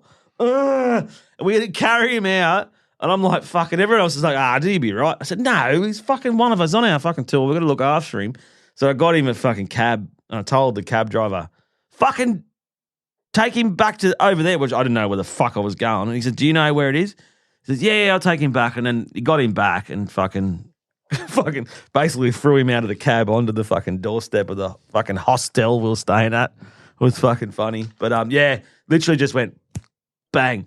Oh, nothing's happening. I'm like, wait, bang. And he was fucked, completely fucked. But yeah, so kids, don't do space cakes in Amsterdam. Or sex shows. Or don't get fucked by a man in a fucking ape suit. Yeah, well. Or do, and then start a podcast and talk about it 20 years later. Whatever happens, man. What It's happens on the fucking- road these days stays on Facebook. It's Amster Vegas. So what? So when you go, I know we've already mentioned it, but I know we're going to Vegas. So what's your plans when you go to Vegas next year for your birthday? Oh, so we're going up. We're going to watch the You're going footy. in March, aren't you? Yeah, we're going in March. Yeah, so sorry, I won't be here for your birthday, but I'll be here a couple of days after it, and we will do a big birthday podcast. But it seems to be the fact that I'm always somewhere else further than your birthday. Sorry about Yeah, that. that's But anyway, all right. it's not your 50th or 60th, so it's not too yet. far away, to be honest. Hey, stop reminding me, all right? But no, so Vegas, we're doing the footy thing. Basic excuse. I'm just doing this for my 40th birthday. So and then we've just booked in for Fat Tuesday in New Orleans, which is basically Mardi Gras, but it's not like gay and lesbian Mardi Gras like it's in Oh, Sydney. yeah, sure. It's full Mardi Gras. It's like the whole streets are closed off. We've booked proper Bourbon Street. It's called Bourbon Street. Fucking hell. You can have a good time on the street called Bourbon Street, aren't you? So we booked it in there, and yeah, fucking cannot wait. And so where else are you like sort of basing the holiday around Vegas, but you're going anywhere else? No, well, or- Vegas to New Orleans. So then 4 or 5 nights in Vegas, and then 4 or 5 nights in New Orleans. So what are you hoping to see in New Orleans? Like I'm just going to eat the food, and it's all blues and roots music. they make the gumbo on the streets. Yeah, just gumbo. all the street food. I'm fucking excited for that. And all the barbecue and all that sort of stuff. I love all the American barbecue stuff. And then, yeah, just the party strip. We're literally right on Bourbon Street where our accommodation is. Cost a fucking arm and a leg, but I'm happy to you come meet home up one with arm, your- one with leg. your- with your mate from America. You meeting up with him? Yeah, as well? yeah. Mark's coming with us. The whole, don't know. Hopefully, his wife listens to the podcast too. So shout out, Kim. Let him come down. We'll look after him. Don't worry. The boys from Oh, it's Australia are coming to fucking USA. USA. Oh, man. We are coming, and we are fucking gonna get we're going to be very responsible. They're gonna like have holy water at Vegas. They're gonna drink. Yeah. They're gonna get married. We're going to get married to Holy Jeebus. Everyone seems to get married in Vegas. I know it's not a real thing, but yeah, like they're gonna drink plenty of holy water, so they'll be okay. They'll be good. They'll be religious and safe. We'll be right. We'll be right, mate. It's making shit up here. Yeah, right? and then we've got like another week after Vegas and New Orleans, and then we're like probably going to go Memphis, like Nashville, go drive from New Orleans up to Memphis, up to go see Elvis's. Fucking go to the what's this called? I should probably look that up before I started talking about blue it. suede shoes. Go see the blue suede shoes. Elvis's house. What's his name? I don't know. The king. Quick, Google it. Elvis's house. So you can cut that out and put in there. Elvis's house. Gracelands. Fucking stop that. That's right. Gracelands, right? So we're going to go Gracelands, and then from Gracelands, drive over to Nashville, have a couple of days in Nashville, fuck off back to LA for a couple of days, and then fuck off home. Via Fiji. We're going Fiji. Get some Fijis in here. You'll be right, they said. Get some Fijis. And then head home. So, yeah, it's going to be a whirlwind. It's 3 weeks. So, yeah, so no, it sounds like that was my liver talking then. Oh, no, yeah, like fucking hell, it's going to be a bit of a crazy experience. But you know, well, you're very wealthy. You've travelled a lot around the world, and that's another part to add to your Banged up abroad list. Oh, did we actually touch in on the we've done the Thailand one, but the last one in Vietnam, did we actually? We did the Vietnam one, but that was when I passed out. Yeah, I don't think we spoke about that on the podcast, but I think that was a good story. I think you should share that. So, like, I just want to ask the listeners: have you ever been banged up abroad? Like, has shit gone wrong? Have you like literally lost all your shit? You didn't know where to go, what we're doing. Guess what? I have. I've got a really good story about that. What we should do, right, is like we'll create a new segment, Banged Up Abroad, and we'll just talk about stories, and we'll find other stories and stuff as well. We'll share that. But I know, Scotty, we talked about Scotty's one, and we've talked a little bit about Wes's one from Thailand, but we haven't spoken about the actual thing that happened in Vietnam. Now that was a good one. I'm pretty sure we haven't covered it. If we have, well, sorry, we're recovering it. Well, Vietnam is a whole different country, as Forrest Gump said. It's a whole different country. They send them into Vietnam. They won't send me there for the war. Shout out to all the war veterans over there. But it's an amazing place. It's really what I reckon a lot of Aussies and Americans, you need to go. If you haven't been there, you need to go there because there's a lot of history there between all of our nations and stuff. And the Vietnamese people are fucking amazing. They are very amazing. But me, I'm a fuckwit. You went on your own too. I went by myself. I hooked up with another Kentucky tour. This is going back not quite 20 years ago. This will be 15 years ago now. 15. So I basically hooked up with the Kentucky tour. I flew over there. I had 2 days before I got there, right? So 2 days before I got there, I was like, all right, Wes by himself, set free in Vietnam. Let's go. So, yeah, I was in a tuk-tuk and, it's not a tuk-tuk. There's a cyclo, right? So it's basically a bicycle with, like, the bicycle at the front and it's got 2 seats at the back. So you just sit in the back seat there. Anyway, just flown in from Sydney to Vietnam. Oh, no, I went via Tasmania, via fucking Perth, via fucking cheapest flight ever, shittest flight. It took me 22 hours for a fucking 8-hour flight. Anyway, I was fucking so tired. I was ready just to fucking have all I wanted was a beer, something to eat, and then just have a shower, go to bed. Anyway, there's a cracker beer. This is where it gets into the story. Fuck, man, it's going to be interesting. So I basically get I get to my hotel, got a taxi to the hotel, checked in, walk out, and they go, oh, transport? Yeah. So you jump on the sick line, they're just taking me around and say, go take you to the markets. They go to they call them the Ben. Oh, I thought it was a Ben 10 markets. Like maybe Ben 10. Ben 10! Ben 10! He was like that little cartoon character thing. No, but it was Ben 10. Ben 10. I'm like, oh, I thought it was just a whole market created for this fucking cartoon character. But anyway, I've digressed. Again, that's called ADD, HD, HDBB, QCRD, fucking DC, ACDC. But, yeah, so anyway, we're on the back of sick lay, pulls up, done the market thing, he goes, oh, coconut. Yeah, so cracks me a coconut. And I've fucking literally got, like, probably, $1,000 cash Australian in my wallet. Like, but this is Vietnam dong, which probably Vietnam dong. Yeah, I had 1,000 Australian dollars in 1,000 Australian dollars in my wallet, but in Vietnamese, that's fucking like 4 billion dong. Like dong, $1 buys you 14,000. So back then it was 14,000 or 15,000 Vietnam dong. So you can imagine how many dongers I had in my fucking wallet. Right, you're full of dongers, man. So like it was like it looked like fucking like I had a wad of cash anyway. As I've opened this up, I've paid probably $98 for this fucking coconut. You can cut the top off, put a straw in it, and I'm like, fuck. Yeah, it was fucking hot and warm and shit. Oh, this is shit. Can we just? And I said, I need a drink. I need a beer. Can you take me to a pub? I need a beer. Beer. Beer. Give me a fucking beer. He's there, right?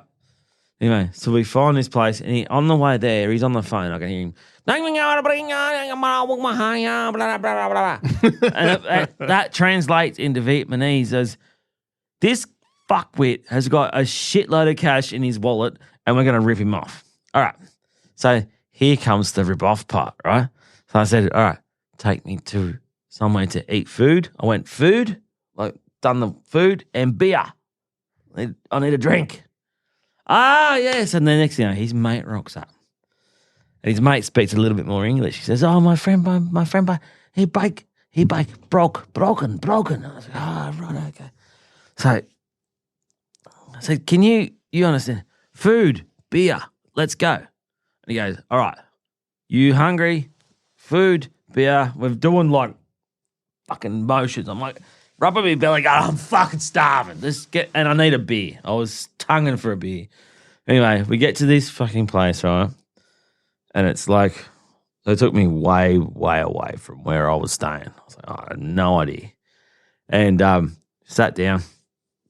I'm the only one there, only Aussie dude. It was all Vietnamese. They fucking just going, and they're talking to the chefs and the restaurant owners. I'm just sitting there. It was like, it wasn't even a restaurant. It was basically someone's fucking garage. It's a Viet Cong, mate. It's like into the tunnels. I was sitting in someone's garage, right? So I was sitting in their garage and I was like, all right, I'm hungry. The food came out. It was fucking, it's all right. There's a Vietnamese food over in Australia. It's way better than that was. This was like, shit, there was dogs running around. I didn't know whether I was eating fucking chicken chow, cat meow. I didn't know fucking what it was. But, yeah, it was hectic. And I was sitting there. Anyway, we're just drinking piss, man. We're drinking, like, tallies, like long necks, like fucking 750s, fucking whatever they were. But, yeah, and I was like, fuck, we're there for probably 2 hours. And I bought all this food, and it wasn't too bad. Like, the food was all right. Next thing you know, I come back, and it was 660,000 dong for this fucking one meal and all the piss. And I'm like, fucking worked it out. I'm like, oh, fuck no. That seems a bit expensive. I worked it out. I think it was like $120 or something. I was like, oh, that's not that bad. Like in the scheme of things in Australia, we drank fucking a whole carton of tallies. We drank 12 tallies. And then fucking we were on it. And then there was shots. There was all sorts of. You got to see 660,000, and I was like, "Oh, fucking right, I don't remember that." Anyway, ran out of cash. Well, I don't know how I ran out of fucking cash because I thought I had all that fucking cash. But no, I had to go to the ATM. I lost my key card in the fucking ATM. Anyway, they fucking over there, the key card, you put your key card in first and the cash comes out. The cash comes out, it's opposite. So here your key card comes back out first and then your cash comes out. Over there it's opposite. So your cash comes out first and you walk away. I was like, fucking hell, how did I spend that much money? But no, I think that was the second day. We're digressing again. So that's the whole ATM situation over there. They literally, like, it's completely opposite. So I was fucking just Man, I swear you've had some interesting stories overseas, but yeah, keep going. Yeah, anyway, so the next day, fucking, I got dropped off, so I gave him the money, fucking, and I didn't realise that I didn't, I fucked it up again. No, I keep going. No, yeah, you gave them the money. No, don't clap. All right, it's good. You got the clap after that. No, that was the next day. The next day, the same two dudes met me at the front of the hotel. And they said, we're going to take you on the Mekong Delta trip. I said, okay, no worries. How far is that? Fuck, I thought it was just down the road. Like, no. Next thing you know, they pull up in their fucking little Cyclos, right? And sit down on their fucking thing. They drive me around the corner in this fucking little back alleyway somewhere. I'm like, fuck's going on here? And he goes, you'll just wait. You'll be okay. You'll be okay. Well, I'm fucking waiting. I'm fucking waiting. How fucking long do I have to wait for this shit, right? And then he goes, car be here soon, car. I said, car? I thought you were just going to take me down on your fucking little motorbike, your little fucking tricycle fucking thing. He's not getting this fucking BMW rocks up, right? BMW rocks up, and it's like all blacked out windows. If you own a BMW in fucking Vietnam, you're doing fucking well. So, what are they selling in Vietnam if they've got a BMW? Probably hillbilly heroin. But probably all sorts of fucking stuff. But anyway, we love a Vietnamese. Yeah, he turns up. So I jumped in the back of this fucking BMW. He said, we'll take you to. I'm like, fuck, it's there. An hour later, I'm like, how fucking far away is this shit? It's, we'll be there soon. Be there soon. So we've still got the same two cyclo riders from the fucking day one. And then they're just going, fuck it, righto. Anyway, we get to the jetty, like we get to the wharf. It's a 2-hour trip, right? I'm 2 hours away from fucking Ho Chi Minh going on a Mekong Delta trip. I just thought I didn't know. I was a fucking idiot. Anyway. You thought you were a fucking rock star. Man. Anyway, they get this, okay, so you pay for the boat. I said, okay. How much is the boat? You pay us, it was probably $200 or something. I said, yeah, that's all right. Let's go. So it took me up to the ATM, and then I pulled out the money and fucking gave it to them, right?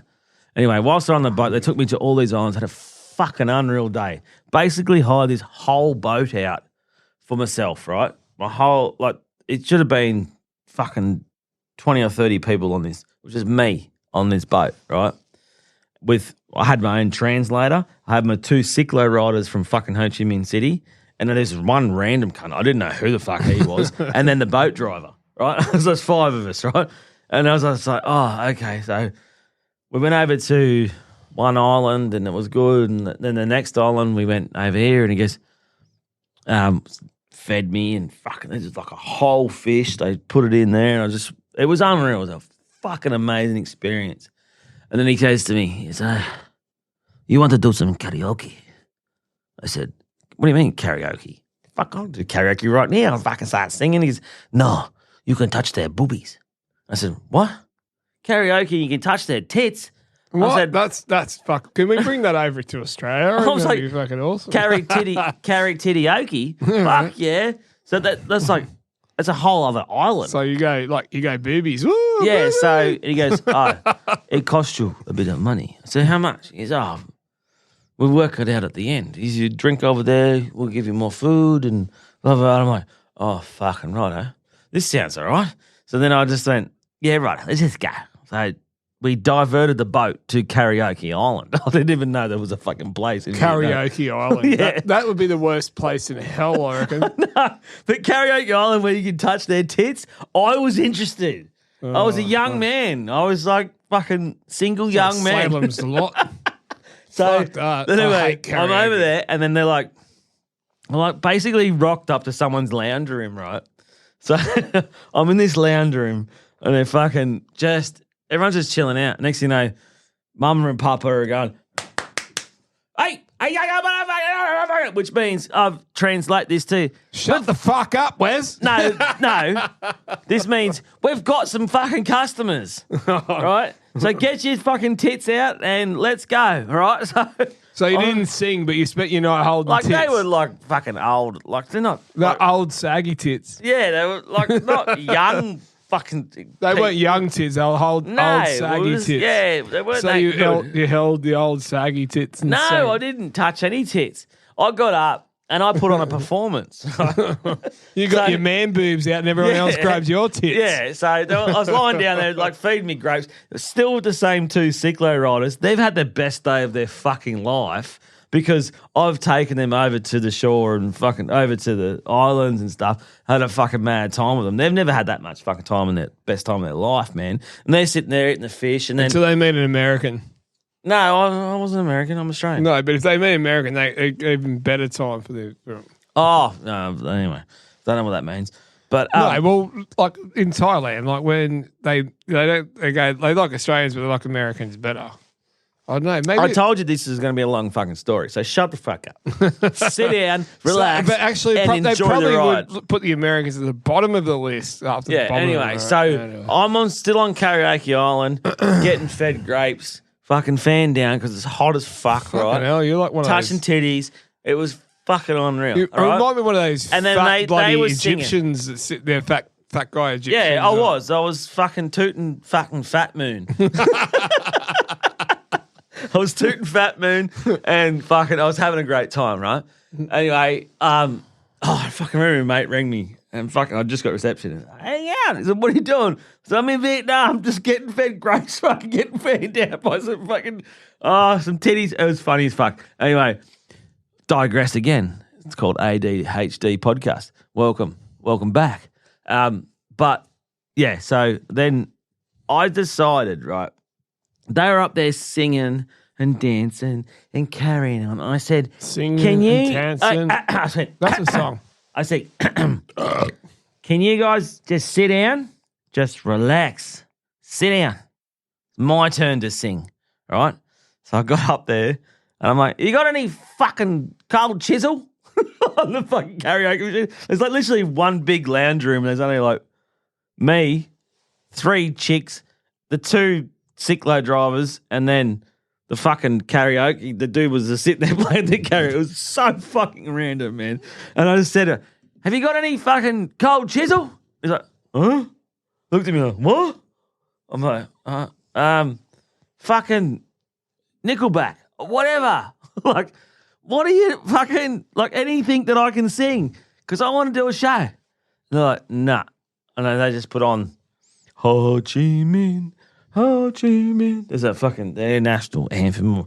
Ho Chi Minh. I was like, oh, righto. I'll just do this then. And I'm singing it in their fucking language, trying to do it. And I was absolutely fucked it, right? I said, look, like they were all pretty disgusted in my behaviour because I basically dissed their fucking whole national anthem. But anyway, we move on. So I get off there, get off the island, back on the boat. We move back over to shore. They're like, all right, so you need to give us another. I can't remember how much it was. 2,000 or 3,000. Fuck, it was probably about.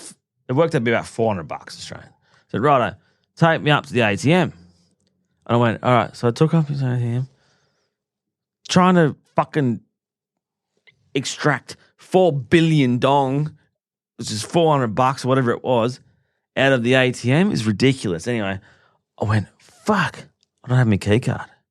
So from the first night, the first time I took money out, I lost my first key card. I had 2 key cards. Second one, fucking lost that too. And I'm like, fuck. I can't pay for this. I'm like, how much do they owe you? How much do I owe them? I owe $5 million. That's fucking crazy, bro. $5 million. Can you just Google how much $5 million is in Australian dollars? So $5 million. Anyway, I'm like, fuck. That's what they needed for the karaoke, the rest of the boat. Fucking, it was just ridiculous. So anyway, I'm sitting there going, and there's like fucking 10 people around me yelling, and I'm like, what am I supposed to do? I haven't got any access to money. There's a fucking, there was an ANZ bank, which was Australian New Zealand bank. So I'll go in there. Fucking, by the time I got back in there, it was fucking closed. How much is 5 million? Yeah. $298. Yeah, it's $300, but I think back then it was a bit different. I think it was about $400. Yeah. So I owed him $400, right? And then we had the BMW driver. He's yelling at him in Vietnamese. I'm just sitting there going, fuck, I reckon they're just going to disembowel me, pull my legs apart, probably use my hip bones as fucking, I don't know, shark bait. I don't know what was going to go on. I thought I was fucked. Completely fucking rooted. I had no chance to get any money. Back then, internet banking was fucking, I didn't know fucking phone reception, so I couldn't get any phone reception. So the BMW driver handed over the cash. Right, so he hands over the cash and he says, all right, when we get back to Vietnam, you fix me up. I said, all right, we'll get back to fucking Ho Chi Minh. I said, there's ANZ Bank, the big fucking ANZ. ANZ fucking closed. The time I got there, it was fucking closed. I'm like, oh, fuck's sake. So take me back to the hotel. So back to the hotel, and I said to the hotel, can I get some cash out on my card? Because I still had a credit card. Look at the credit card. And they go, that, we can't do that. I said, how much do you have? I said, 5 million. And I was like, $400. I was like, nah, no, we can't do that. But if you go down this way, walk down there. And I said, can you show my BMW driver? He's still with me.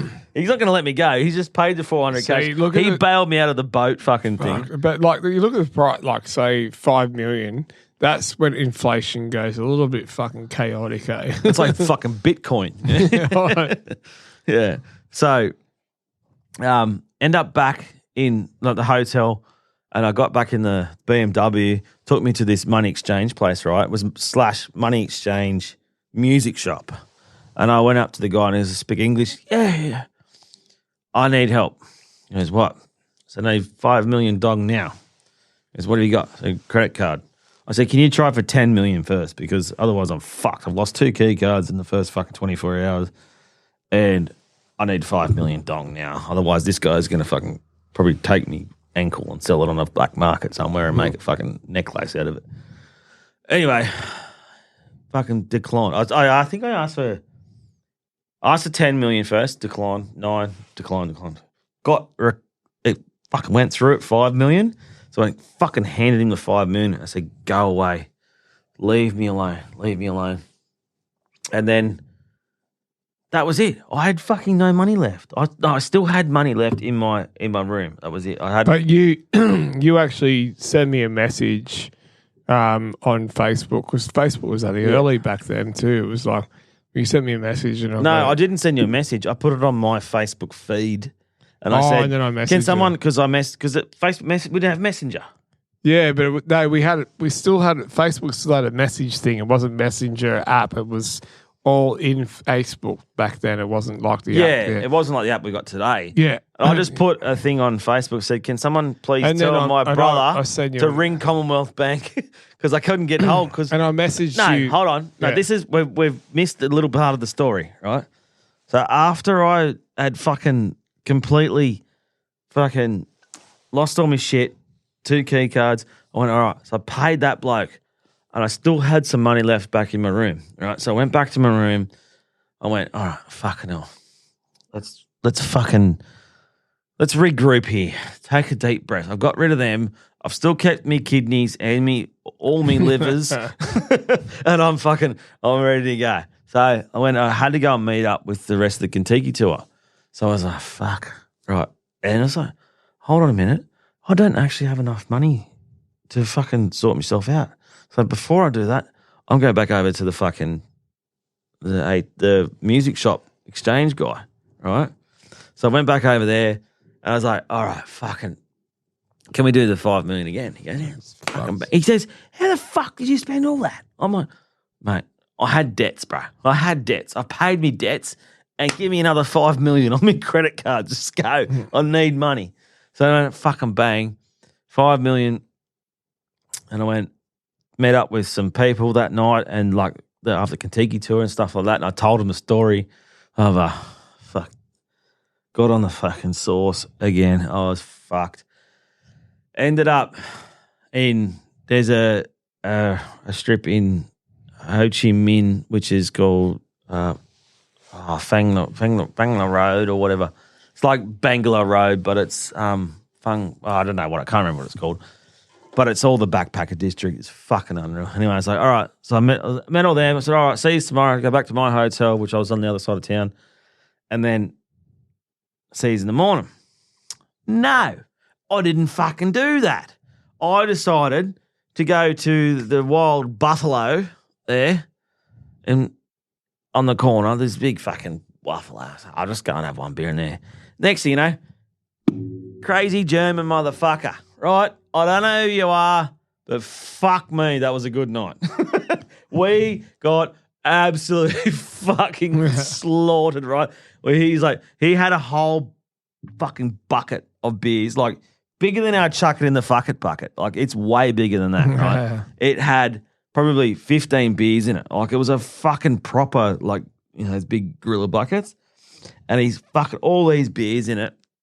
And he's, you on me, boy? It's good. Like, fuck. And it's just sculling beers. No wonder we became fucking the Rosso piss heads. Oh, bro. Just sculling these beers. And then in between the beers, he'd just be getting shots. I don't know fucking what they were, eh? I'm like, oh, fuck. So then I'm like, all right, I was cooked, man. I'm like, this is 3 or 4 o'clock in the morning and I'm cooked. I could not walk anymore. I'm like, get me out of here. And he goes, fucking. I said, I showed him because a tip for every traveller over in the overseas, especially when you don't speak their language, just grab the business card of the hotel that you're staying at. They're always in the foyer. You will thank me later, right? And this where this comes into. Yeah, that's so good to be able to find your way back home. Yeah, because it's not even like you can't even tell the fucking. You can't read the fucking writing. What the fuck is that? Yeah. So you just get as fucked up as you can, and this is basically your get out of jail free card, right? Not really, but you think about it, like this is getting you home back to your fucking hotel, right? So I had that card in my wallet. There's a guy outside on the motorbike. I handed him that card. He's, oh, you're over there. Oh, yeah. I think you're. On the way back, he goes, oh, yeah, let's get on it. Let's get on it. I'm like, fuck yes. So we're on there. Unbutton my shirt. Fucking, there's flying. We sniffed a couple of flowers on the way through. Oh yeah, fuck man. And then he goes, a different world. He says to me, "You want some boom boom?" I said, "What the fuck's that?" Oh, you know, it's some sexy time. So not with you. He said, no, I'm making my friend. I get my friend to bring on one sexy time. All right, okay, yeah, all right. She gets home there. Then she steals the rest of my fucking wallet, my phone, all my fucking ID, my whole fucking lot. What was that song? I'll give you my phone, my wallet, my phone. Yeah, my hat, my phone, my wallet. Yeah, everything I own. Yeah, I'll see my phone. That's perfect. No. Yeah, it's perfect. You find the song of fucking Vietnam fucking Where's All My Shit song. Anyway, but so yeah. she stole everything, fucking the lot. And I woke up in the morning. That's when I hooked onto Facebook and I went, Adam, can you cancel all my key cards? My phone's been stolen. I'm fucked. That was for 48 hours in Vietnam. Yeah, so basically, I spent fucking. So I went in there with 5 million, had another 5, so 15 million Spent 20 million dong in the first 48 hours, right? So what's 20 million? So type in 20 million. Got that? That's 2 million. Another zero. I know, zero. So I spent $1,200. I spent $1,200 in 48 hours in Vietnam. It lost me phone, 2 key cards, fucking wallet, fucking everything. And that I reckon. I don't even reckon it was that. I reckon it was way more than that. I reckon about $1,500. Right. Then once I met up with the tour, so I still had another 2 weeks. I'd already spent that much money in the fucking first 48 hours. I was done. I was like, oh, fuck, I'm just going to go home and just fucking. I got my friend that I met. I said, oh, can I transfer money? So I transferred money into her account and she gave me 5 million, right? So I transferred whatever 5 million dong was. I had that 5 million dong. Once I got on the trip, I had that for fucking a week. Yeah. Yeah, mate. Well, I think they've seen you coming, mate. You were like, you were definitely coming that week, that night. All right. Yeah. So you were that close. I was cooked in Vietnam, but love the joint. I'll be back again. Yeah. Well, not in that capacity. We might go over there and do a podcast. That'd be fucking interesting. So yeah, a bilingual. Imagine a bilingual podcast where we need a fucking translator. Yeah, that'd be good. Or someone we could actually do it with someone that can do like sign language, like a podcast with butterflies and sign language. Yeah. Anyway, that's banged up abroad for today. Finally got it through the story. Whether it goes on the podcast, we'll digress with that and. That's me, just having a fucking good old story about. Let's hit up the web funny segment. All right.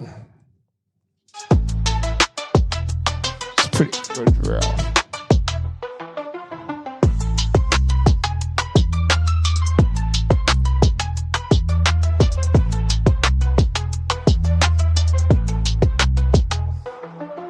What funny things, we're here to make you laugh. Scroll through the memes, the jokes, the gifs. From Twitter to TikTok, we've got the gaps. Tune in, join the fun, it's a digital draft. So hit play and let the good times roll. We're bringing the humor, we're on a roll. What funny things will keep you in the know. Stay tuned, don't go, we're about to start the show. It's better than Eminem, this shit. Nah, you can't beat the fucking OG. You'll stop, collaborate, and listen. Us is back with my dance. Don't start rapping over the top of it.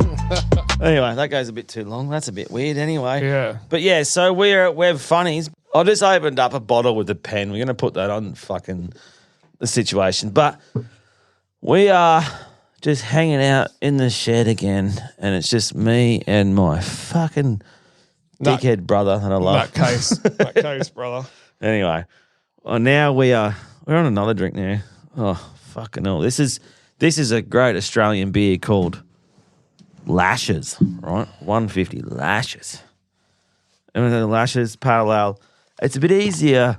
It's a bit more harder to drink. Like, what would you say, Adam? What do you say? I would say it's more of a filling beer than anything else. Like, yeah, it's you're not like those the Great Northern and Carlton Dry and stuff. You just fucking smash it. See, the thing is, like the old days, beers actually contained substance. Like it was basically a meal in a can. You know, like a meal in a can. Yeah, well, or in a bottle, or whatever. Like it was like, I think beer originally was like just made it was a substitute for food for like the Vikings or whatever else. Or they didn't have enough food, so they would just brew all this shit to give them heaps of energy, and they'd feel good and be pissed and hungover and go into battle and fucking die. That's a great way to live. God, after I had a big night on the cans with Wes, I feel like I'm in battle, and the next day I feel like I'm fucking dying. Right? I remember going to this restaurant a couple of years ago. Our old Vietnam vet, old Paddy, we used to look after, and he's a good man. Yeah, he passed away a couple of years ago. But cheers to old Paddy. Everyone called him Granddad. It was everyone's granddad. We all lost our granddads, and he was just a man that used to get on the piss with and have a good time. And he was a great man. Always there for you if you needed anything. And we used to take him out Sunday lunch, right? Went down this restaurant in Penrith. I'm not going to name them. Fucking Crab Shack. But anyway, I did name them. But he goes... Would have been good if I recorded that on this phone. Oh, anyway, he goes down, he likes fresh, he used to love fresh sardines, right? So he go down there and he says, all right. So he like fresh sardines on toast. It's a fucking old school thing to eat. And there's no one in the fucking world I'm eating sardines on toast. You go and fuck that up, yeah? I don't even like... I'd use it for fish bait. Yeah, it's sardines is a hook to catch me a fucking snapper so I can go and put that in the smoker and fucking have a good fucking feed. But, yeah, he ordered these sardines, right? Came out, cost him fucking $18, right? And all it was on his fucking, like, come out on a chopping board. The sardines were still in the can, right? And they just peeled the can like that, put the fucking, like, sourdough next to it and a little bit of olive oil on the side. Basically, and it was $18. And he's like, he looked at me and there was about 4 or 5 of us sitting there. And we were like, he goes, what the fuck is that? He was this old school Vietnam vet. And he goes, what the fuck is that? He goes, did you fucking get them from Aldi? Did you take the fucking label off? He was going off, like, this is bullshit. And we all took a photo of it. It was such a funny fucking thing. And then I was like, I sent a photo because he had a Facebook page as well. We made a Facebook page for him because he was a fucking local hero, right? And we made a Facebook page and I said, next week's meal was a can of fucking Spam. I put on a plate with a fucking bread roll. I said, next Sunday's meal, I opened a can of Spam. Or bully beef. Who eats fucking Spam? The only thing that's good in a tin, tuna's all right. Fucking baked beans. Fucking what else? What else is only good in a beer? Beer's good in a tin. There's fucking not many meats that are really that good in a tin, is there? No. Oh, they've actually got chicken at a tin now. No, chicken in a can. That is fucked. Yeah. We tried it. We might. Me and Ian were in fucking Victoria and we got this chicken in a tin. I tell you what, it is fucking stinking. Just don't look in. But you look at tuna. Everyone likes tuna in a tin. Yeah. Like, tuna. A fucking tin of tuna's all right. Fucking chicken in a tin. I know, it's Can you fucking stop? Take that fucking jacket off. Seriously. Well, I was all I can hear is you're going. Oh, no, yeah. I guess the AI will take it out if it doesn't. And then I was going to take out all of my farts and all of my burps. Take that. All right, I'll get. Oh, that's coffee. Take the jacket off. You're not that cold. You're in the riff, mate. You come from the Blue Mountains. It's time to fucking warm up, son. All right, let's get naked on no, let's not. Let's not. This is on camera. Cameras are recording. And I used to get high for a living, believing everything that they sold on my TV. Don't fucking sing that because we have to pay in royalties. Anyway, so what have you got? What have you got for this podcast this week? Because I've been talking a fucking shit. Good, it saves my voice. No, I was just looking at some of the random shit that you send me, like this. Oh no, we're not into that yet. I reckon there's a couple of stories that we got to get into. So Mum's got 53 first cousins. So like Scotland invented the. She related to the guy who donated 1 billion sperms. Yeah, probably. Like we're probably related to him. So like it's what else do you do in Scotland when it's freezing cold? You just go and that's what they invented. You deep fry fucking pizza. They invented the television. Yeah, and they for deep a purpose. fry. So you fall asleep on the lounge and you don't go and procreate, right? But anyway, one of my cousins, they've all like got doctorate degrees and stuff like that. And anyway, one of them, he comes out to me. I'm not sure it might have been. I'm not saying names. Anyway, he pulls out the whiskey, and he's got these special whiskeys. And we went to when we were at this, we had this party there. So the Australians are here. So we were all like, yeah, it was Mum and I, and we were at my cousin's house and that when we went to meet the family and stuff. And so they pull out, and the next day I had to drive, and I hadn't driven in a foreign country ever before. This is the first time. It's the best place to drive drunk because you're not going to get fucking fined. Yeah, unless you crash the car and you end up in like a Gillian and Sarge prison or something like.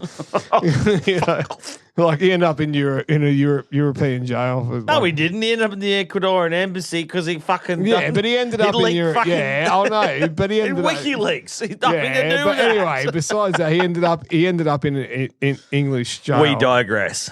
But if you got He's a done- weird guy though.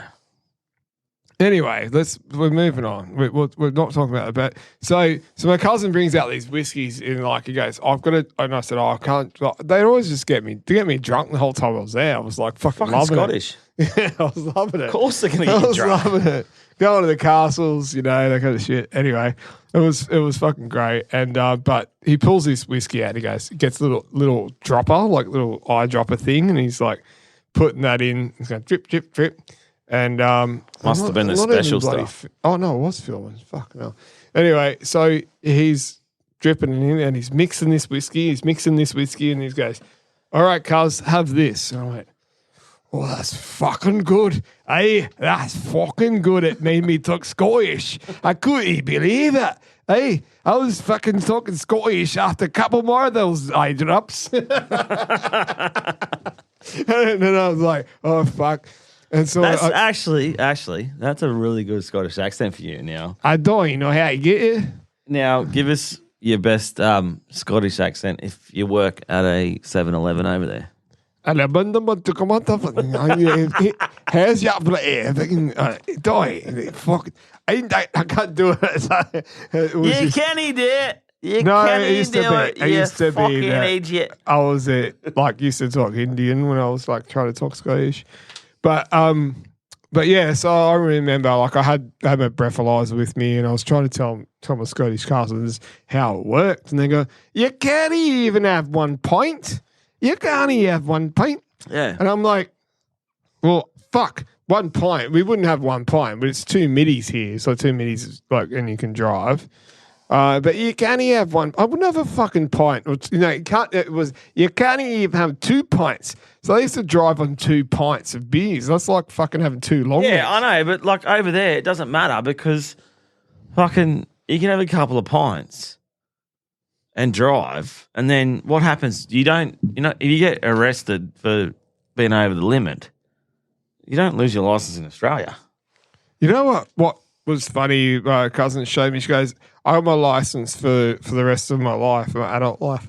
So in Scotland, they get their license and it's a paper license, and they have it for the rest of their life. It's like they never have to renew it. It's done. It's a license. That's it. And the other thing I love about Scotland as well was that there's no tolls.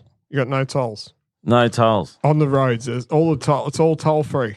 Toll free. I would prefer to live there than this rip-off country sometimes. Yeah, well, I don't know. I reckon our weather's better.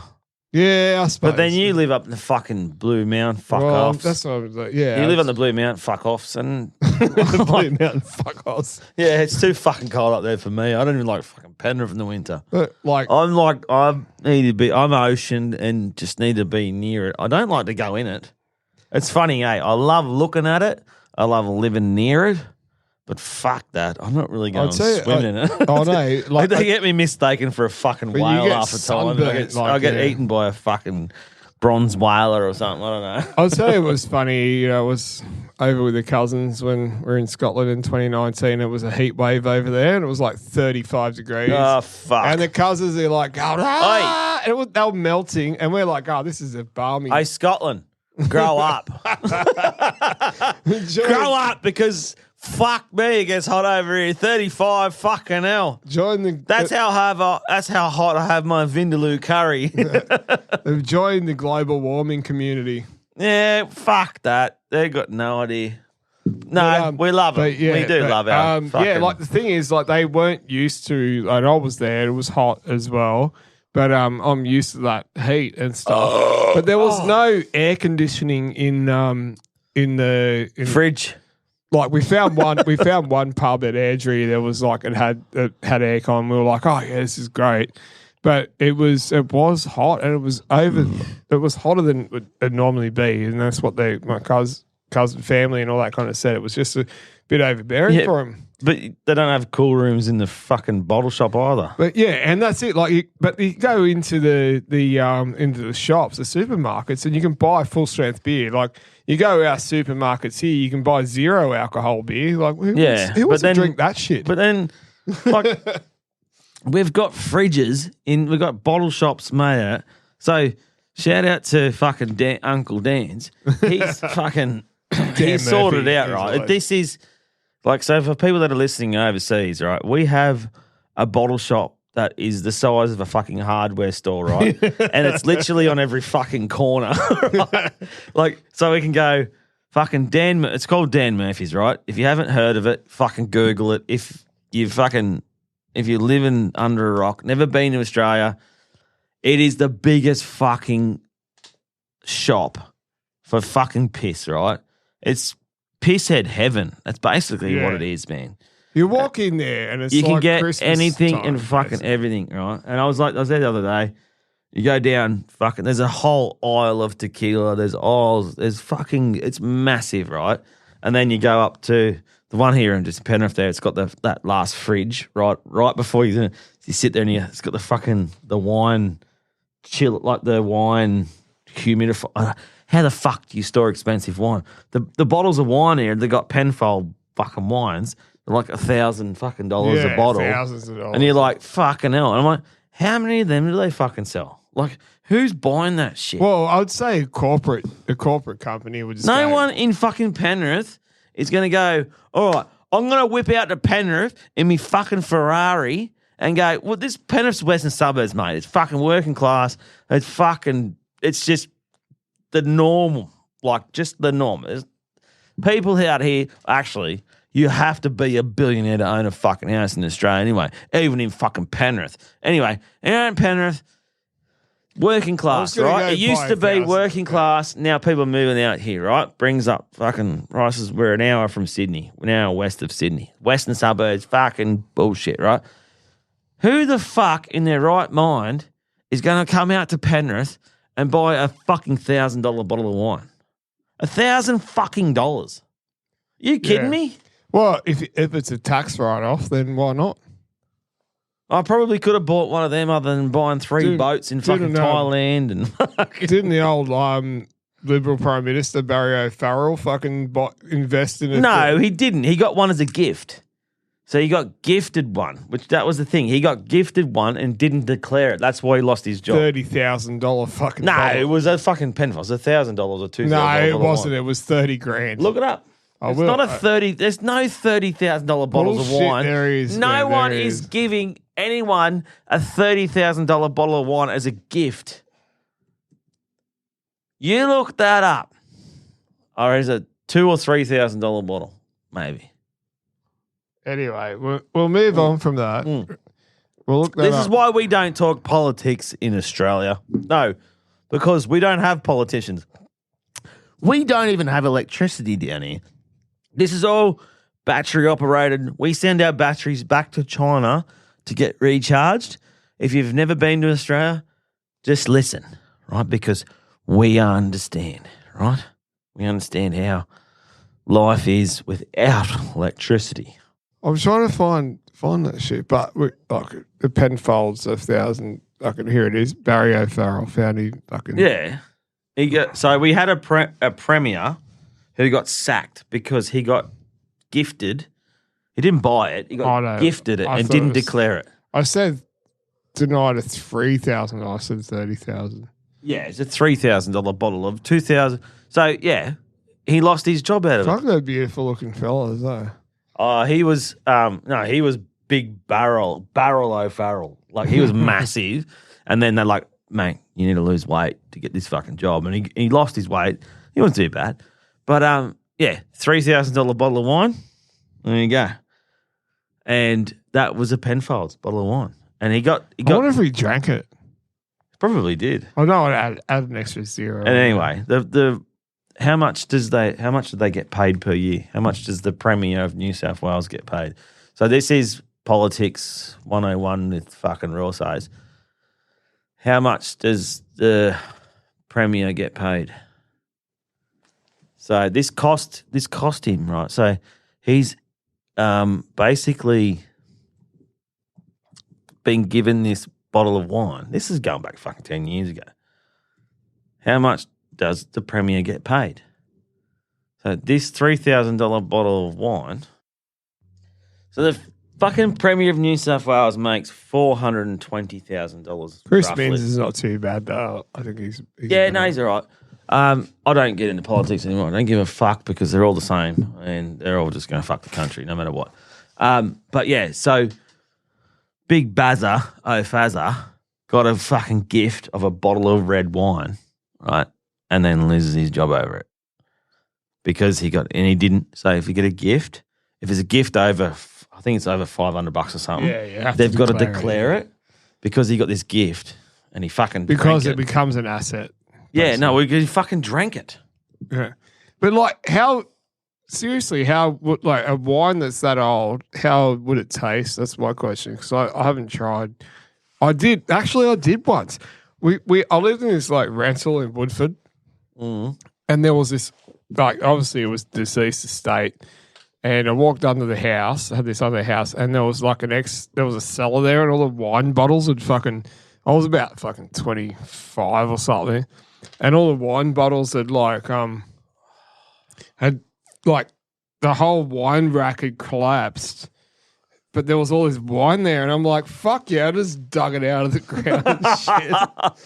Right? But look, God, it was like red. It was all corked and stuff, and so it like me and me mates after the band nights and shit, we just come back and just like push the cork in and fucking and give it a go. Like this shit was probably like fucking old. It could have been old Penfolds. It could have been whatever. It was deceased estate stuff, and we just fucking drank it. Like we didn't give a fuck. It kind of tasted a little bit like some of it tasted like vinegar, but other wasn't too bad. It just had to get the bits of cork out of there and the sediment and the concrete and dust and whatever else and asbestos that was inside it, but. It wasn't too bad, you know. Asbestos inside of it. You know, all the dust that got in there, but it still tasted all right. It probably made me immortal in a way. Do you remember the time that we got that bottle, that case? We haven't spoken about it yet. The case of wine delivered. Oh, yeah. On the doorstep in Springwood. Accidentally the wrong fucking house. It was like, let's drink that shit. And then we just like pushed the corks in and We didn't have a fucking bottle opener. Yeah, and it was just skull the motherfuckers. We just drank them straight. Oh, that was hectic. And like there was 12 bottles of wine, and then I think there was 2 cartons of it. So we had the first 12, and then next week they dropped another carton off. You don't do that to it. Yeah, and then like I don't even know how old I was, but we didn't have a corkscrew. Just pushed the fucking cork in there. It just went fucking bang straight in. It just and we were just fucking munted. It's like, do not drop wine off at the wrong doorstep. And that was like fucking hell, 97, 98. Yeah. You know, I was 47 at that stage. 47 years younger than what I am now. But it was ridiculous. Don't drop it off there, fucking joint. But good that times. Was Party Central. Party, let's go. Yeah, that's it. Party times. Fucking hell, the Raw Sos. Fucking every fucking weekend's party time at the Raw Sos. And we hope you're enjoying our fucking podcast today and our episode 9.1 because we had a little Shooey in here and we're going to fucking put that on there today. I reckon we wrap this up. What do you reckon, Ads? Oh, no, we've got plenty more to talk about. Okay. Well, I've been put on overtime. I'm just going to get another drink and we're just going to pause this, have a piss, and we'll be back soon. Yeah. Right? Love is bye-bye. Yeah. Web funnies section.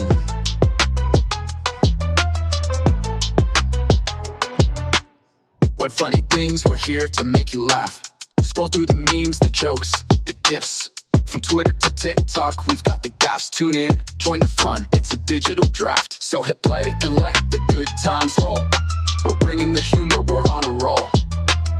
What funny things will keep you in the know. Stay tuned, don't go, we're about to start the show. And we are here doing web funny things. Okay, so one of the ones I found was this one. This one's awesome, right?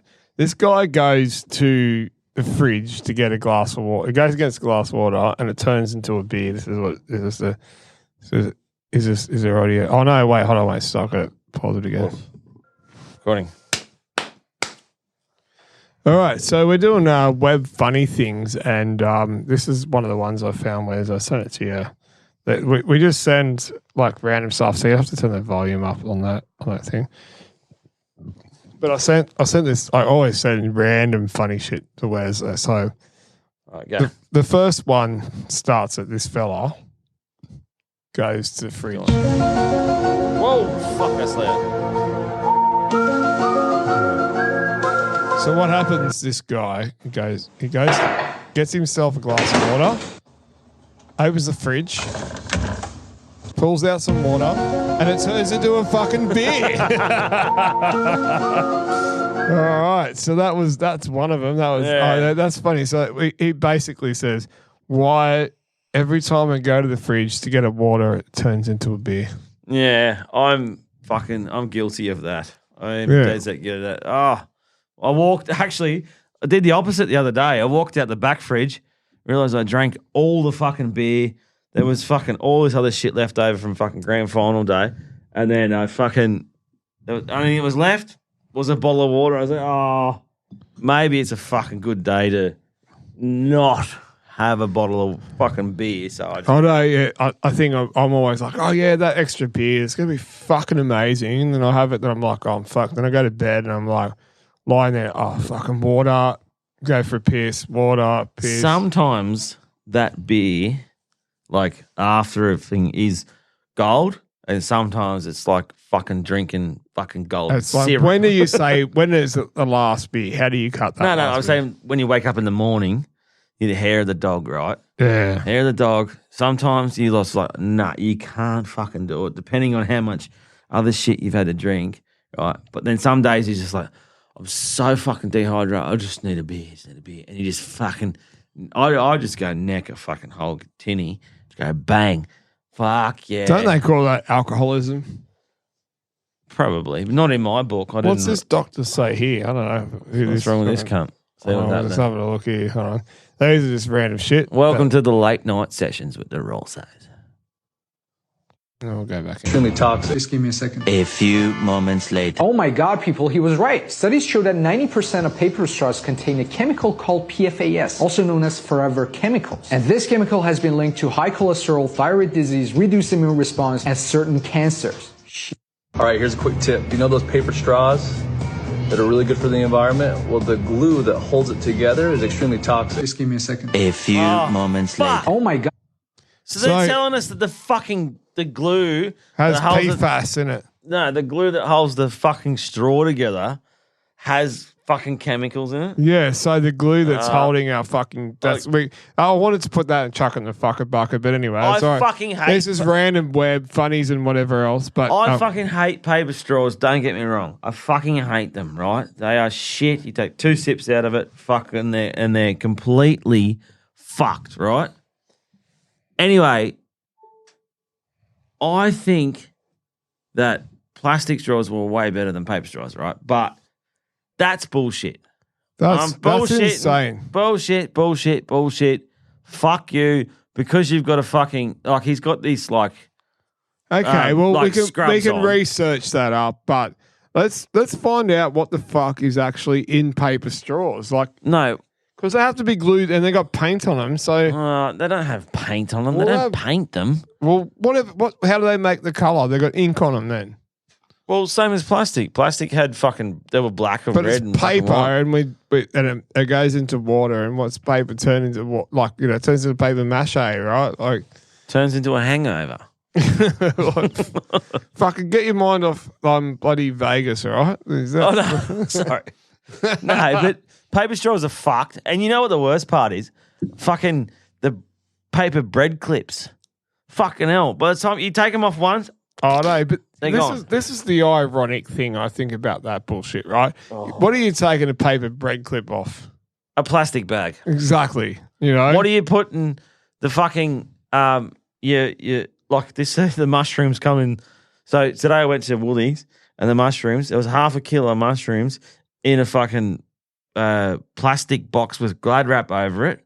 Right? They were cheaper for half a kilo, so they were $6 a kilo for that. And they were $13 a kilo if you picked them up and put them in a paper bag. I'm like, well, I'll be just get even the one with fucking- the plastic on it. It'd be even cheaper if you pick the mushrooms up. Why in the the mouth. fuck do we need to have the mushrooms in a plastic bag, which they will go all sweaty? And anyway, as soon as I get them home, I fuck the plastic off and put them in a fucking paper bag. The paper bag's there. Well, I just only bought them because they're cheaper. It'd be cheaper if you fucking just went and picked them up from the Blue Mountains. But you just got to be careful which ones you take. Right. Fuck the toadstools. Would you like some beef Wellington, Wes? Oh, fuck yes. It depends who's making it, eh?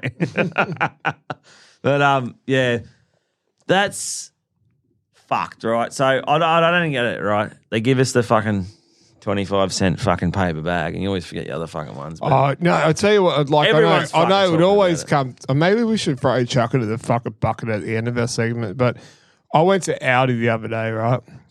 And I was like, oh yeah, it was just sort of had to pop down the road. It was like 15 minutes away, and I was like, fuck, I'll go to the shop, grab a few things, and I forgot my bags. Like always, that's one of fucking these. hate it when you go out and That's forget chuck the it in the bags. fucking bucket. You forget your bags, so you have to. But I'm not paying any more money for fucking bags, right? I forgot my bags today. And I'm always pretty good with the paper bags. I can carry them. I know the weight. But I just fucking loaded them up, and I'm like, Aldi, you got to load. Aldi's actually, it seems to be a bit cheaper, but you're doing the labour for those motherfuckers because they're not putting all the shit in there. Yeah. And I'm like, I walked down to the fucking car, and then boom, all this shit fucking had me whining. I just overloaded with wine, and I was like, and fucking had a would be cask like of wine you. and shit, and I was like, fuck, and when I caught it, it was like I was thinking, oh, thank God I was watching the rugby league, the grand final. I was doing a Cleary catch or something, you know. Yeah, I right. caught it, and went boom, yeah, saved it just as it hit the ground.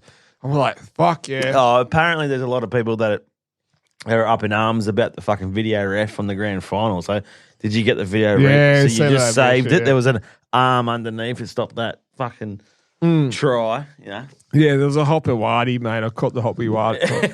Finger in the butthole. We already had one of them. And so, then like, you know, it goes to fucking stupid ass connections. So, I'll tell you another thing. Like, I know I'm bringing Chuck in the fucking bucket at the end of the session, but like when Apple was always like loved Apple computers. They've been great, and they are a great computer. But when they decided to make the fucking Mac, we're just going to take everything out of them and leave 2 ports in the side, and you have to go and buy an extra connector. Yeah. And that connector just keeps fucking dropping out all the time. It's like, and this is the second one I've had, and it's like $100 each one and whatever. I'm like, fuck you, Apple. Yeah, fuck you banana. Fucking, and you know what shits me about them too? You can't just plug the fucking Ethernet cable in it. Yeah. It's like they make them so thin, like your fucking And you penis. pay like, let's not talk about my penis. We had a conversation about that a couple No, of but you episodes. cut it out. You cut it out. Oh no, we'll put that on fucking. You got a Patreon. 10-inch flat penis. We'll put that on fucking Patreon. Don't worry about that. Anyway, well, so we'll keep going on this fucking web funny shit. All right, now what do you got there, son? All right. So I'm going to go back into the messenger because, like, Wes and I send fucking so many crazy shit to each other. Like, we go, oh, look, this is fucking fucked up. And all we need to do is just look at our faces. And I think we've got better faces for radio than we do for fucking videos. Kyle Sandilands up there. He's a fucking menace. Yeah, he's a nutcase. I like him. He's funny. All right. So get him on the podcast material. Okay, what have we got? So where's teachers surviving? What's it? Oh, yeah. Go into that one. That one there? Yeah. Go into that one. Please play on that one. All right. So we're just commentating on these. We're not putting them up there. Just you can go find them for yourself, you dickheads. Can't hear it? No, you haven't pushed play yet. Oh, okay. In the self-checkout line because that's where I go to steal. And then I heard a girl yelling in the parking lot, so I run out. And she's laying there with an arrow in her. So I go to help. I'm like, yeah, I might get hit by an arrow too. So I'm like running around like, call 911. Call 911. Call 911. That had me thinking of last week's when you were talking about you fucking running through the bush trying to shoot the fucking lions with their bow and arrow. Have you been to Walmart lately? Oh, no, we don't have Walmart in Australia. No, but I reckon that would have been you. You'd be hanging down there. Dude, that only had suction caps on them. Yeah, no, I would have been wearing my army gear in that shot, right? Fuck, that was funny. So glad the internet wasn't around when I was a fucking teenager. Oh, that's funny. Okay, so we'll go back into more messages. Oh, where are they? Oh, someone's doing a burnout in the background here. No, I just farted. Fucking, oh, man, you're... we'll just scroll through here, like... Oh, there's Hawk 2 lady. There she is. What's she saying? American Idol tries to sign up Hawk 2 girl as she brands move dirty. Well...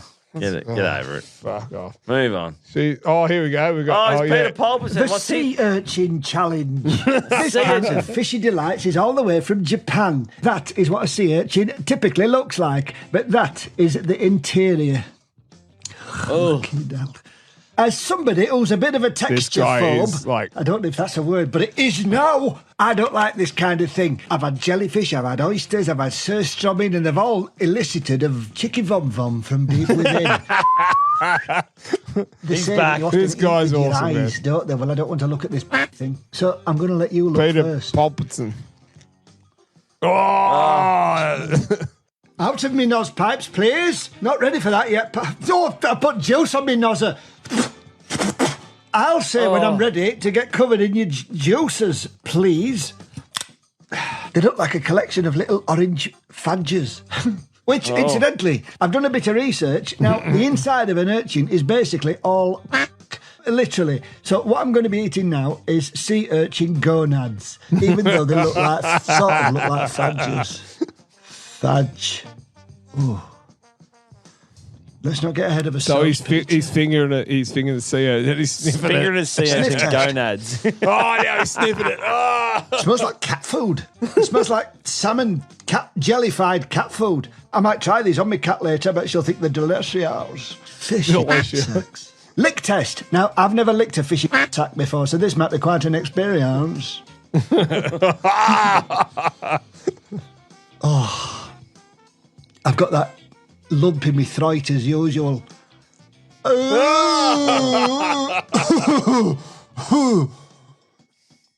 Sorry, I'll try again. His full tongue in the fucking Oh, yeah. It's true, it's like cat food.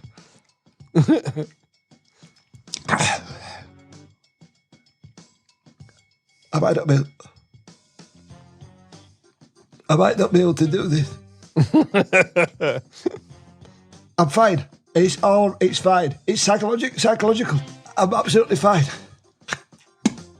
Sorry about that. I've got a fork, but I think it seems only right that I use my fingers. Oh, he's hitting 2 fingers. Oh, he's hitting 2 fingers in that fucking search and pussy. Gippy, why do I put this through myself? I don't put it through myself. I put myself through it. Oh, yeah, I forgot about that. Oh, you can't do it. Oh, chuff my chuffing, sliming sacks. I'm going to do a vom vom. Now, you can warm these up You can't warm them up. You can't warm them up. I've got a feeling the second this goes in my mouth, I've got my mouth. Tell me that don't look like cat food. Fishy cat food. My cat's gonna genuinely fight it. Oh, this is fucking wrong, man. Guess what happens next week on the podcast? Deep breaths, You are Peter. eating this. With previous week texty things, I haven't been able to swallow anything. So I'm calling this a win if I just swallow it. 3, 2, 1. Oh no, he's Don't make me do it. Crying. It's crying. Just pretend it's Deirdre. 3. It's Deirdre. 3. It's not Deirdre, it's more like Derek. 3, 2, 1. Oh, he's done it. Sea urchin fucking schnitzel balls. Oh, my God. Oh.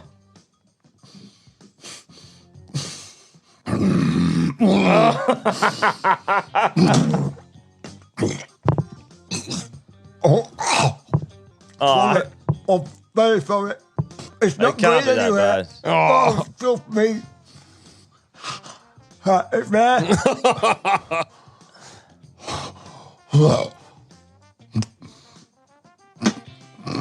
Anyway, heard enough. Wait for him to just get the last bit.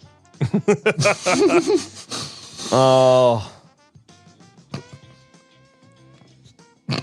He has to swallow it. That's his challenge. He eats all weird shit, right? Ah! I did it. I'm not having any more. That is it. I'm done. My fingers are caked in it. It takes me back to when I went hiding behind waltzers with Lucy Spencer. 1975. All right. Pause that for a second. I can talk. Reminds me of when I fingered Lucy Spencer behind waltzers in Bridlington. I'm going to feed this to my cat in a minute, but first, I'm calling that a win. Yes, I've not finished it all, but I've finished enough. Weird Foods 19, Peter 15. Yes. Poor old Lucy Spencer. Chuffy. He feeds it to his cat. Oh, so he ended up feeding it to his cat. All right, pause that. What's Daddy got for you?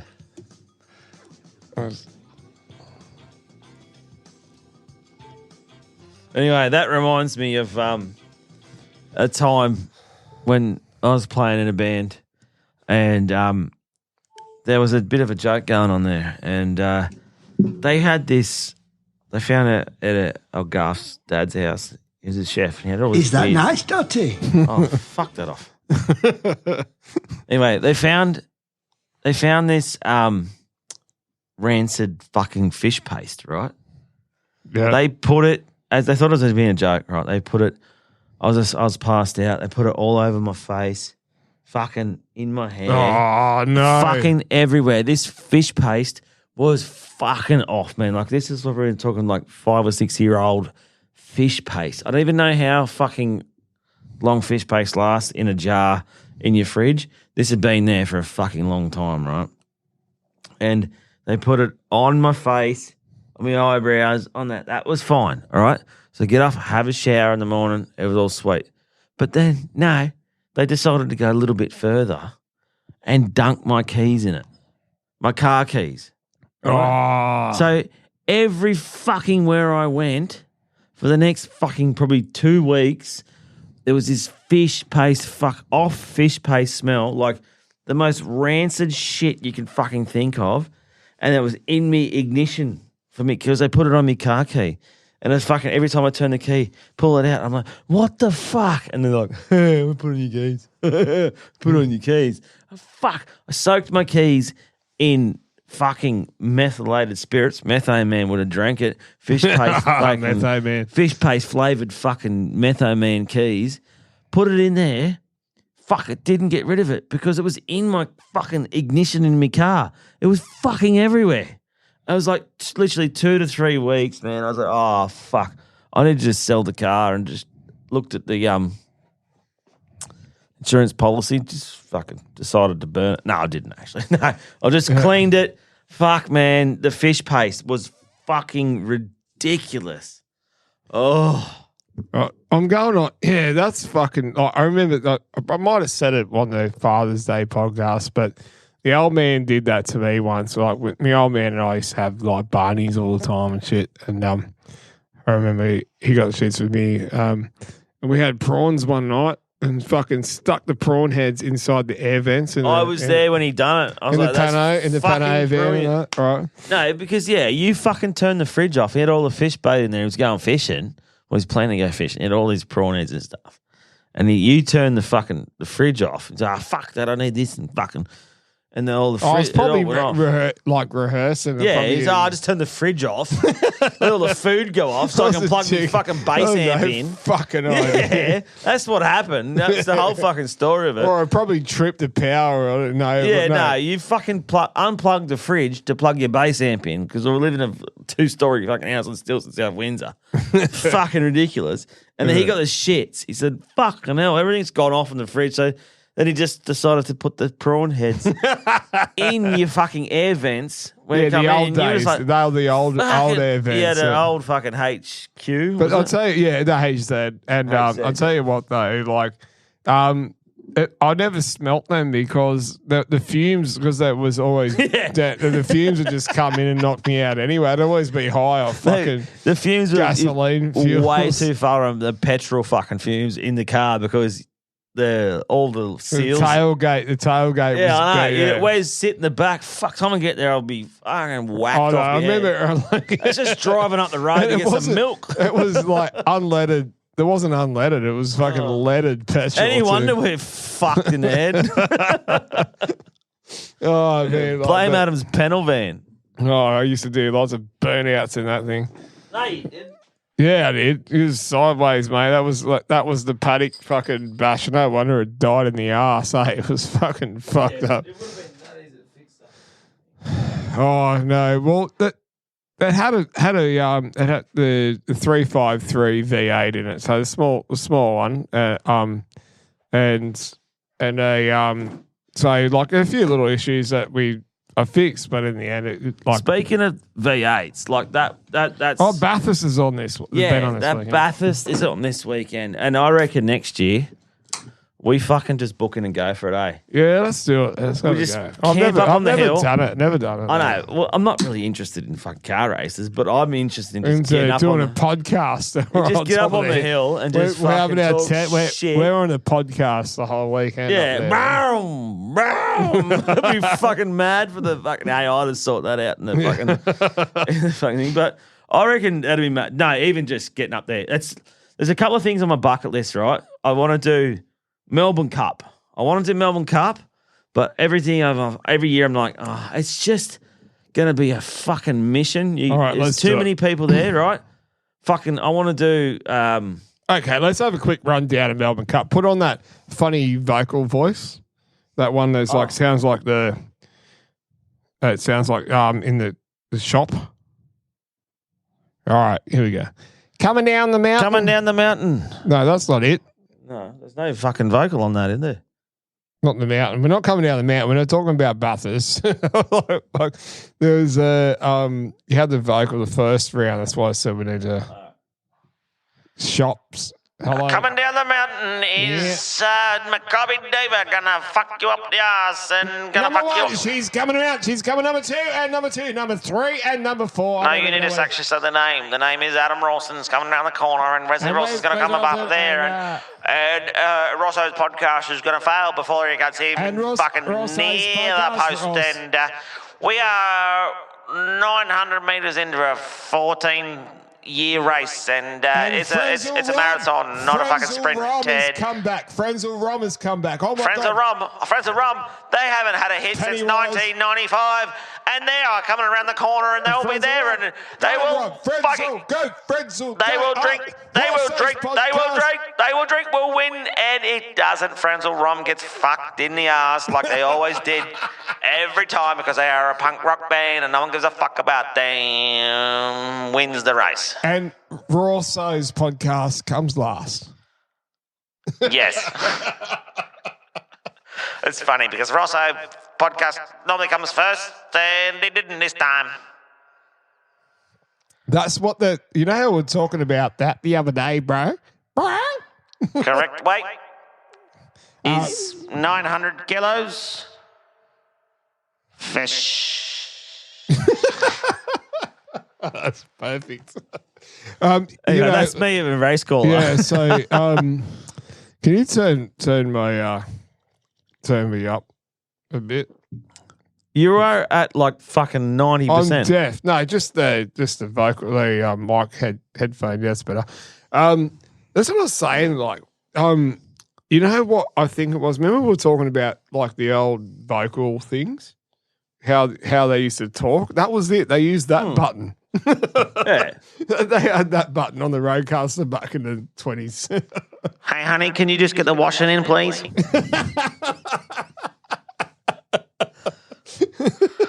I really need my meat and free veg to be delivered right now.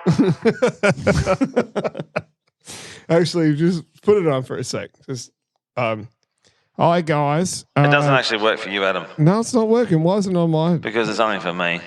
Oh, fuck. Yeah. Fuck We you. haven't actually worked out the difference between 2 microphones and 1 microphone. So you can go and get fucked.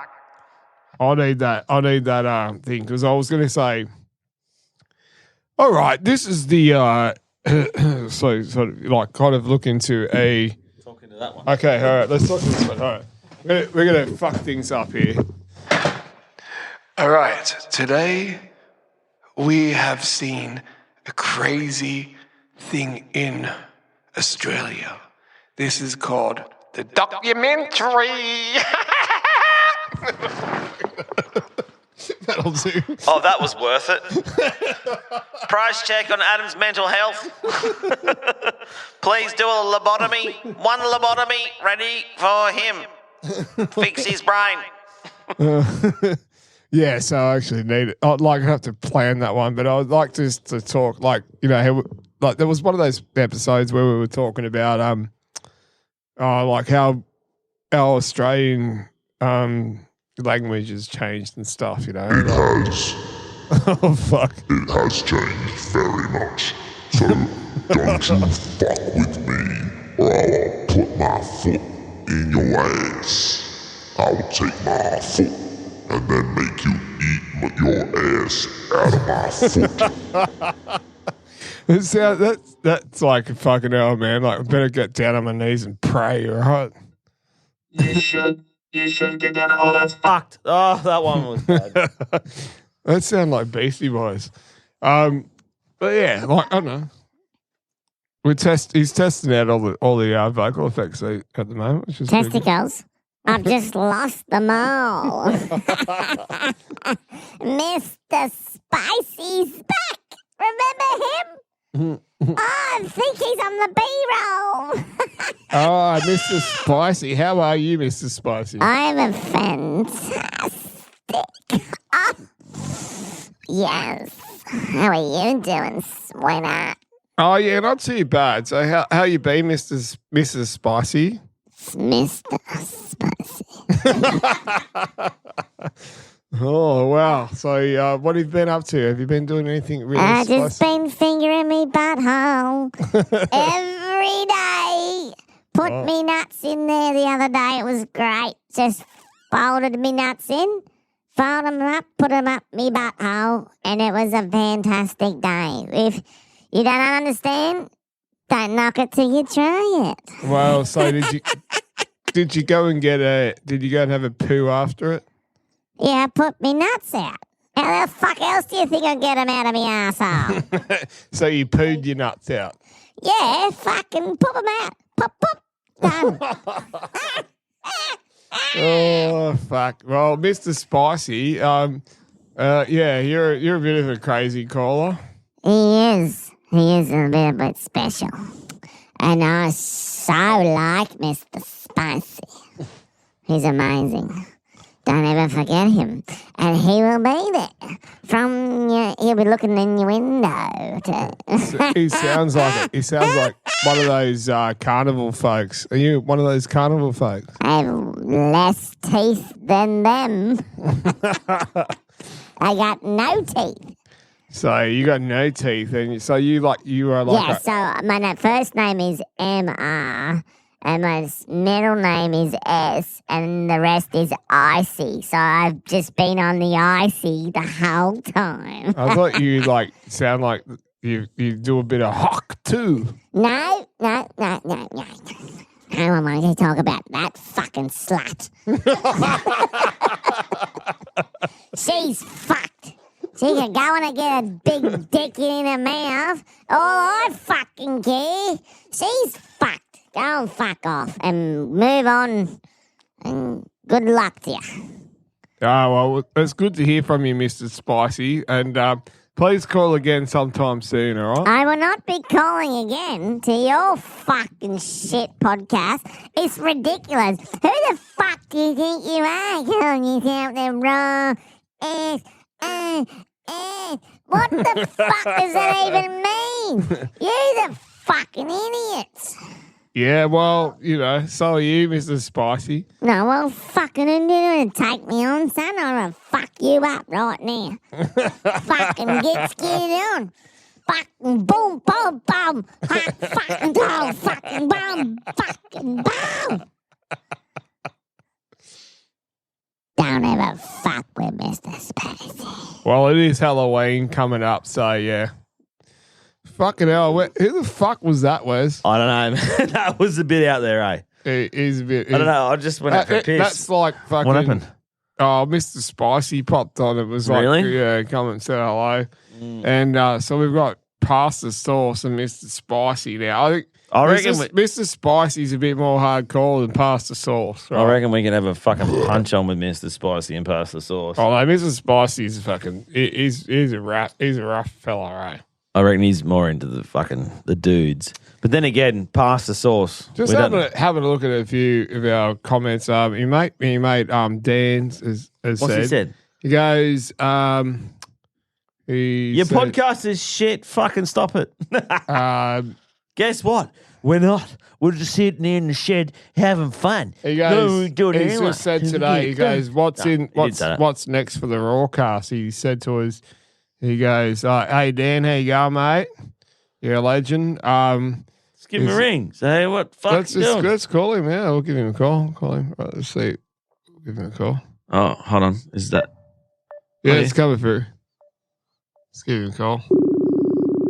Gotta let him know. What's the time? Doesn't matter. Yeah, Doesn't matter. He'll answer. You let him know he's live on the podcast. He'll be fine. Hey, mate, yeah. Hey, man, you're live on the podcast, bro. Say hello to Wes. How you going, man? Oh, hello, you happy to be on the podcast?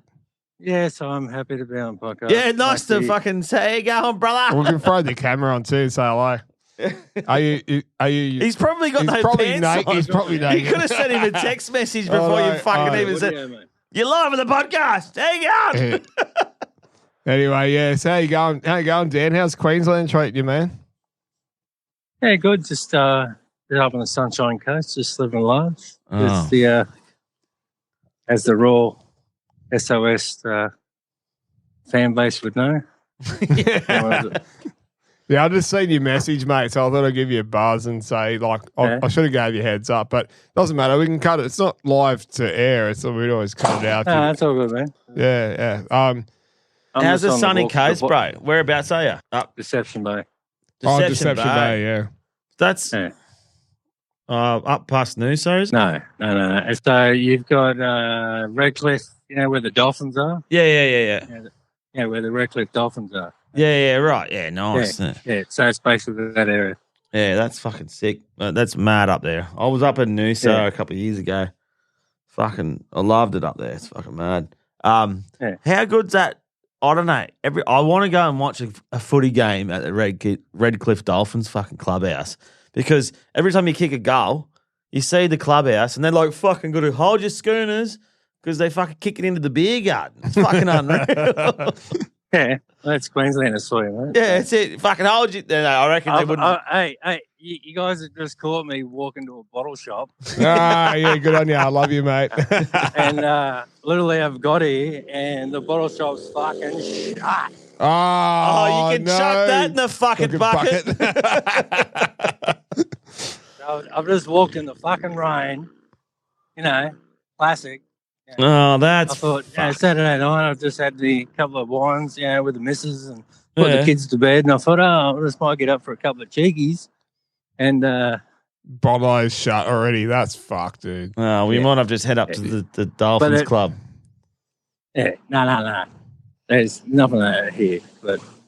But yeah, anyway, boys, for the podcast, it'd be good just you guys are doing well. I think you're doing pretty well with the spread. Yeah. Went down to Kempsey the other week and spent a couple of hours driving down and back and listened to all the episodes. So I was pretty impressed. Well, thanks for being on board, mate. Do you have a good laugh or what? Oh yeah. Yeah, we're a bunch of fuckwits. I was just talking to one of the shenanigans, with the guy who said that you swore too much. Oh, yeah, Ash.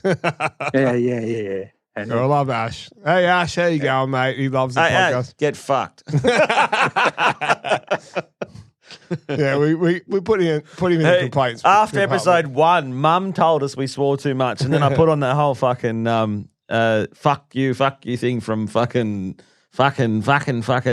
limp fucking biscuit thing. I was like, well, if Mum can't tell us to stop swearing, then we're not going to fucking stop swearing. So get fucked. Yeah, that's the conundrum of the whole thing. Is that that's it. Saying and they say the word fuck. It's better than saying if they're caught up in a conversation, it's a linguistic thing of. Okay. We're just being a bunch of blokes talking shit, but he's a fuck. That's what we're doing. But you talk at the pub, bro. That's it. So you said on the messenger we should touch base on some of these topics. Like, hold on, let me read back what you said. It was I'm just gonna minimize the shit. Hold on. Oh fucking hell. Yeah, it was like that's what I was saying, and I saw it on that part, the roadie memoirs, the old venues and stuff. Yeah, the old venues, because a lot of people have had, many things to say, but there's a lot. People have just gone, "Oh, have you gone to this venue?" And people are just going, "Oh yeah, I've been there." The Annandale, man, fuck. Only the people who knew, the real, it's like Club 77. The Annandale, a lot of, or even, I seen that photo the other day, the Jolly Frog. How sad is that? It's like, that's fucking there looking at that. It's just showing West now. A thriving band. Yeah, my band had a permanent gig there once a month. Yeah, and it was fucking unreal. And then the Holden that was next door, they took over it. And then it burnt down or something. Then it fucking, I don't know. This is the consumerism of the whole industry. It's like how fucking, it's like Luna Park. Luna Park was there for fucking how long? And then they built apartments next to it. Same with Panthers. Yeah, and then they whinge about the fucking noise of the roller coaster. Noise. Yeah, it's like Australia's Wonderland. We lost Australia's Wonderland. That was such the best thing for our as kids growing up and stuff, it was unreal. And now it's just bang, it's that's where the freeway is going through. Yeah, but I went to a rave there. I think it was 99, 2000. That was, I think, Utopia for Wonderland, and that was you went there as a kid, and then you went there as a kid on drugs. Off your fucking chops. When we got older, wow. Off, I didn't go. I didn't go. They had concerts there. They had heaps of concerts and shit. It was fucking. Imagine being Tage, you go on the demon fucking. Yeah, it was backwards. It was backwards, man. Yeah, you get that when you're on the fucking the disco biscuits. That's a fucking whole nother level, bro. It was fine, and then you rode it as a kid, and you're like, "Oh, this ride wasn't so good, wasn't so bad." Then you rode it when you were off your chops, and you're like, "Where am I?" I remember going. Fuck it, I don't have that. Remember the Zodiac? It was that big pod thing that went around with the big arm. Yeah. It looked like a stage 2 out of a fucking like a bad fucking Stranger Things fucking set. Oh man, it was hectic, that shit. Like they had the pirate shit, man. I never went on it. You never went on it? Never went on the pirate shit. Oh, I didn't go. I didn't get to go. Mate, I was too short. I got a story for boys. You can fucking put this on the fucking podcast. This is the reason why I never fucking went on a ride after this. I, as a child, went to Wonderland. Yeah, this is like one of those fucking, those creepy fucking things that demonizes the back of your brain, your nightmares, where you think like, oh, it actually happened. I went there as I think it was in. I don't think it was even in high school. I think it was a public school. I went to Wonderland, and I went into the pirate ship, and they're all ferrying the kids in there, and they're like, "Oh yeah, you just get in there, everything." And they put that bloody chair thing over the top of you, and they're telling you like, "Oh, we locked it in." They're like, "Oh, so it's in," and I'm like, "Yeah, it's in." But when I went to go off, because I had no one next to me, they filled all the people, and mine just went, like it didn't feel right, and I'm like waving like to the guy. I'm like, "Oh, that," and the guy just went, "Vroom," start the ride. I nearly fucking fell out of the fucking thing. Oh, fuck. Yeah, that's what I think. That's the scariest part of it. So like the harness wasn't clipped in properly, and when it went up, like basically upside down, I didn't feel the fucking inertia of like holding to my seat. I felt myself falling out of my seat and then falling onto this bar thing that was basically the only thing that I'm pretty sure that saved me from certain death. Fucking hell, man. So the harness wasn't clipped in properly. No, it was just he wasn't the right size. They had these things like these like compression, like hydraulic lock things that went over your fucking shoulders. Yeah.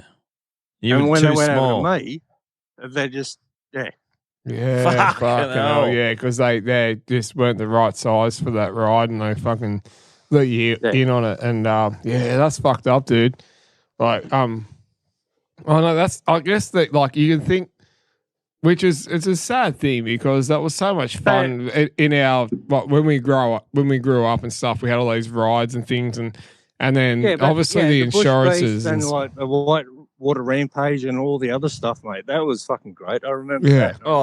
The bush beast. You need to fucking get a fucking massage on the way out because there's so much whiplash going on. It was rough as fuck, bro. I love that roller coaster. But it was mad. Funnel web. You ever go on the funnel web, Wes, as a kid? That was that ride that you basically sat in, and then you were basically like, did you guys ever go to like, remember Jamboree? Intensity? Oh, Intensity. Remember Intensity? They used to have like all over. Was that the virtual reality joint? Yeah. I went to one in Queensland. That was fucking. Yeah, well, the only thing that ever got close to the funnel web was that chameleon game. It was at Hurstville, and it was like the closest you could get to like 0G gravity. Like you'd be spun around like those cunts in. Sorry. No, we say everything. We say everything on this fucking podcast. No. You can say cunt. I say it all the time. So it's 0G. So you spun around whipped around I remember the one at Parramatta. I used to go to the one at Parramatta, and we used to go to the Chameleon. You go in there, mate, and like the G forces of that thing. I don't know how. Oh, we used to call it a UFO. It was like a UFO. And you get stuck to the side. It was just called the gravitron. Yeah, I remember that gravitron. Yeah, you get stuck to the wall. You can even go upside down the fucking thing. Yeah, this is not bloody Penrith Fair, mate.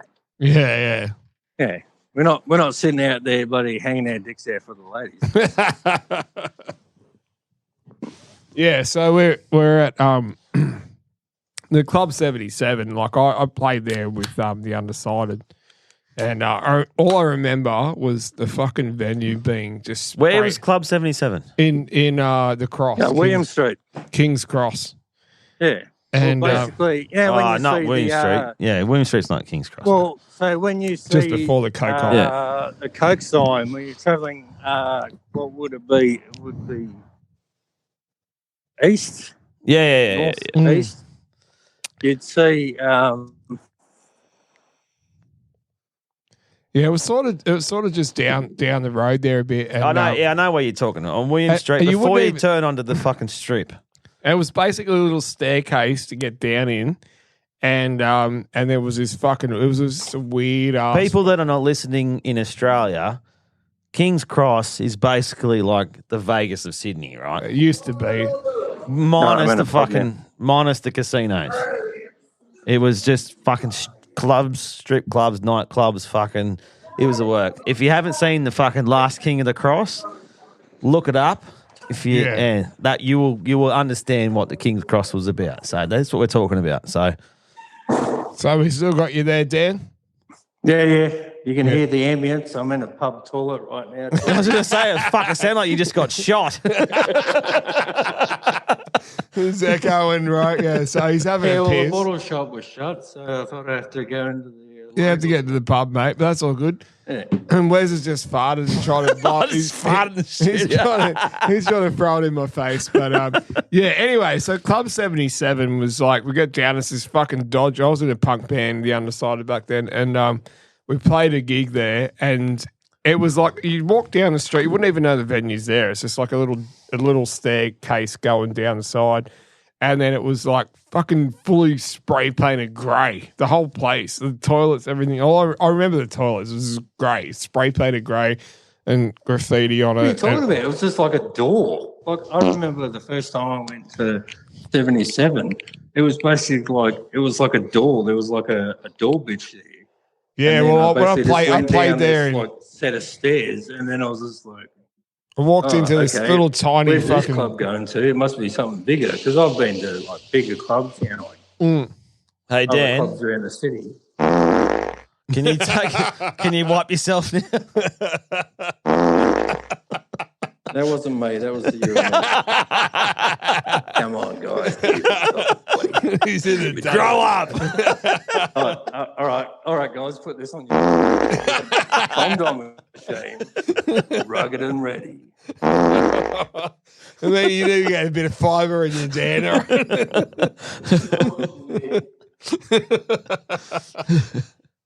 I'm on a podcast. I'm on a podcast. No. I'm live on a podcast. Put your mate on. Put your toilet mate on. Offering me money. I said I'm on a podcast. I'm live on a podcast. And he just handed me money. There you go, mate. Use that. So all right. I'm going to put you on the down low because I've got to order some drinks. All right. We were just talking between us. You can be in the background. He wants 6 fucking vodka cruisers. Yeah. No. This is good.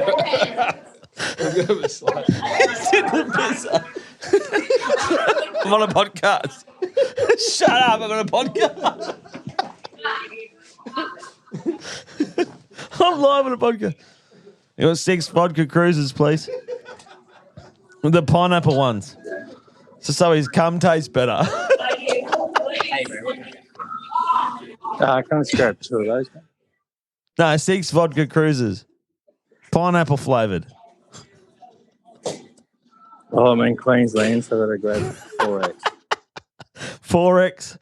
Oh, 2 4Xs. You getting long necks?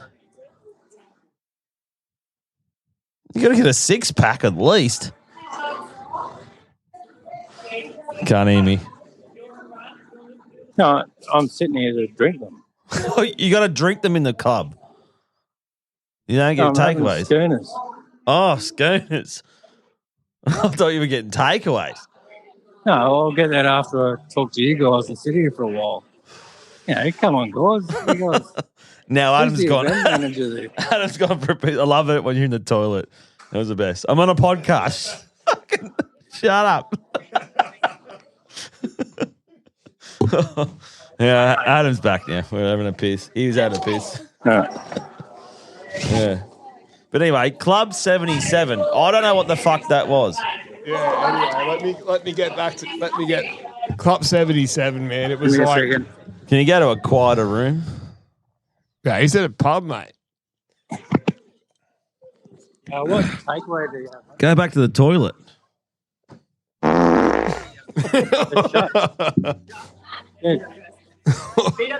Yeah, it's been shut. I got there before 9 o'clock. It's been just shut at 11. So BWS up in where is he at? It was like, BWS, you need to get on board here and fucking send some beers. We'll Uber some. The bar guy's just going out having a Barney game. BWS is shut. I'm sitting at the bar having a beer. Right. Well, you got to have a beer at the bar. Fucking. I hate these fancy bars where it's like. Is that the Red Cliff Tavern? Deception Bay. Deception Bay. Well, they've totally decepted you, man. Yeah. They fucking told you that's deception. You moved from Penrith up to there, and they decepted you to fucking go there. Hey, maybe you should ask Decepticon to fucking get you some beers. I got good to get your beers. So, but yeah, like fucking hell, man, that's pretty rough. Like it's like I know they think like it's fucking daylight savings. It's 22. They don't have daylight savings in Queensland. Oh yeah, so it's only 9:41. It's 8:40. It's 8:41 in the bottle shop's closed. 22:40. So it's 9:42 there. Here? No, 22:42 here and 9. Just tell me what the real time is. I can't work that out. I don't need to do math. I don't need to do math when you tell me the fucking time.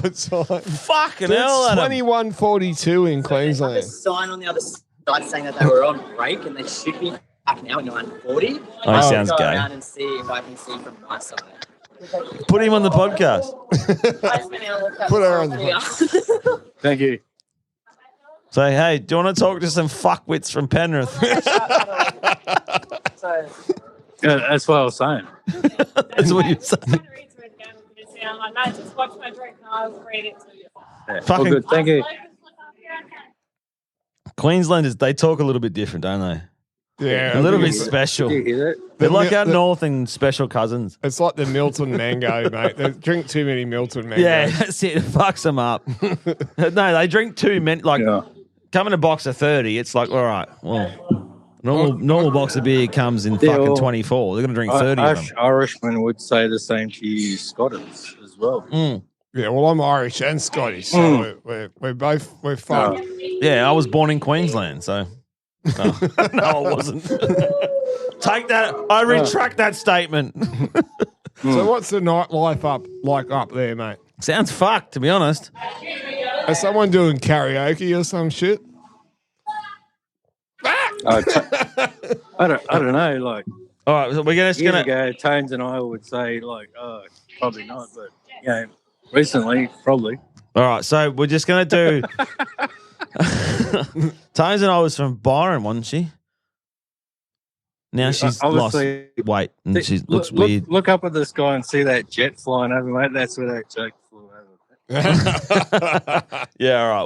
We'll re-listen to it. Anyway, we're just going to go and do... You'll rehear that joke and then you'll on the podcast. And you'll all right, so I'm going to put a segue in here right now and then we're going to go fucking live from... What pub are you at?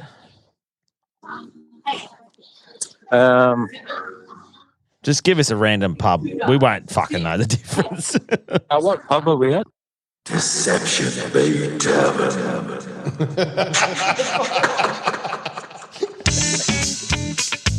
You don't know how to use the audio, mate. And we have got a fucking man on the ground at... Where are you, Dan?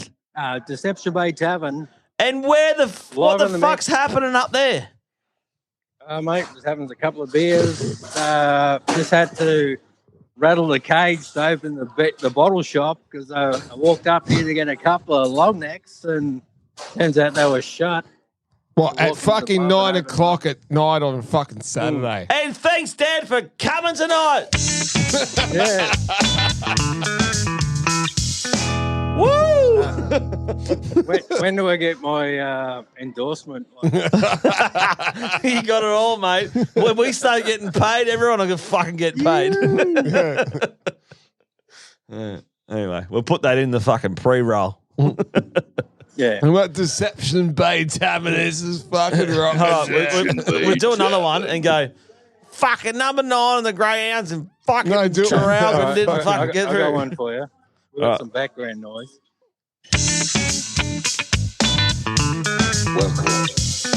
And we are live at Deception Bay Tavern with Dan. The Raw Sos Podcast. Yeah. Giddy up. You know what? All this whole podcast is going in there. So it's like we've gone for like 2.5 hours now. So yeah, I'm not even going to edit this motherfucker. No, can you whip out to the kitchen and tell them to fucking stop doing the dishes because we're had enough of their fucking the noise out the background. No, they're pouring ice. I'm at the bar. I'm still drinking my 2 schooners. You ordered 2 schooners. Why? Because the pub's going to close in half an hour. You got to order 2. Yeah. I don't know what kind of scoundrel fucking effort you're up to, mate. I'm on me I fucking. sit at the bar with my foot on the bar, mate. You stand on the bar having a drink. I'm on me 30th. Oh no, that was fucking Mad Monday. That was fucked. Oh yeah, we sent Adam home. So this is episode 9.1. Oh, this might be episode 9.2. No, here we go. So Adam, so we've done episode 8 on grand final. Is that where you shoot yourself on the bar? No, mate, that might have been years ago, but I don't remember that one. I don't know. We do talk about shitting ourselves a lot, but which is it's good fodder. The dirty Douglas. Yeah. Yeah. So yeah, we done 9.1. We done 9 with one of our other mates. He was sitting down here on the couch, and then we're 9.2 because Adam cut 9, episode 9. So we've got 2 sections of 9.1, and then I'll tell you what. 9.1's got about fucking 3 hours fucking worth of shit. I tell you, the Mad Monday sessions, I was fucked, eh? What session did you have though? Well, we partied on Sunday watching Panthers win. I spoke to Ash before, and he was a bit like abrupt that you guys didn't follow on from the grand final podcast. Yes, we did record it, and then I went today and looked at it. I was like, saying there's like you guys like tailed off like. So here you go. There's background noise, right, Adam? So people are talking about us, right? So there's a bit of movement happening. Oh no, we didn't do numbers. There's a bit of movement. Normally it's in me fucking bow. I haven't put that one up yet because I'm trying to like. I was like, and then I got today and I plugged it into the machine. And I went, oh, fuck, I think I've fucking formatted the memory card on the fucking machine that we use. So, oh, fuck. They can't record this background pub noise. Well, I can go to an actual quiet area. No. So when we do a live gig, we can pretend. Can you just tell everyone to get a bit louder? Tell everyone to get a bit louder. Fucking tell them that Raw Sos Podcast is live on your phone. Yeah. Can you get a bit louder? Then we can use that fucking back noise. Yeah, but I'll just... For when Adam goes to sleep, just so he feels like he's at home. Yes! Yeah, no, so it won't pick up with the editing tools we use. But no, that will. We can have that. Yeah, anyway, so... I'm like walking like a creep. It's basically given me a free reign of what I've been doing my whole life is putting shit on Adam. So this is great. And now I'm allowed to do it and people like listening to it. Oh yeah. Yeah, no, he's good. I love you, bro. He likes to get me drunk because the drunker I get, the better he can.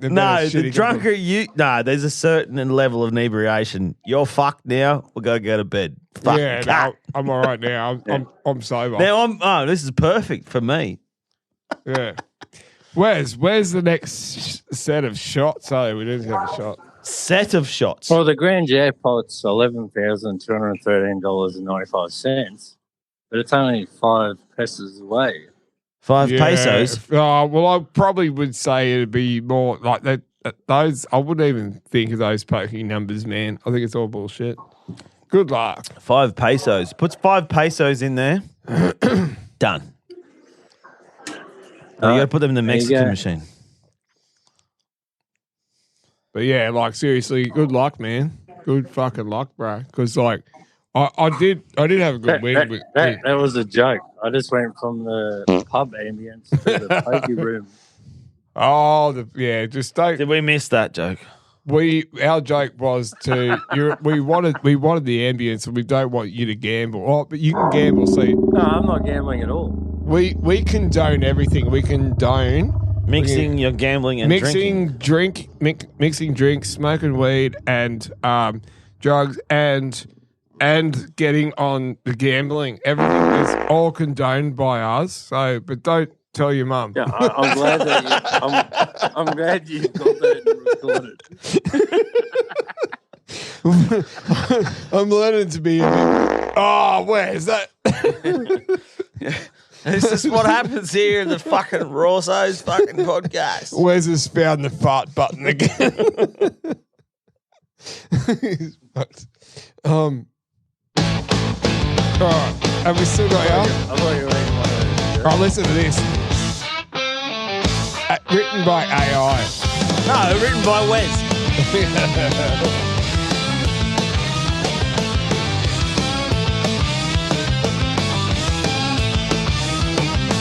It's the West taking over the scene.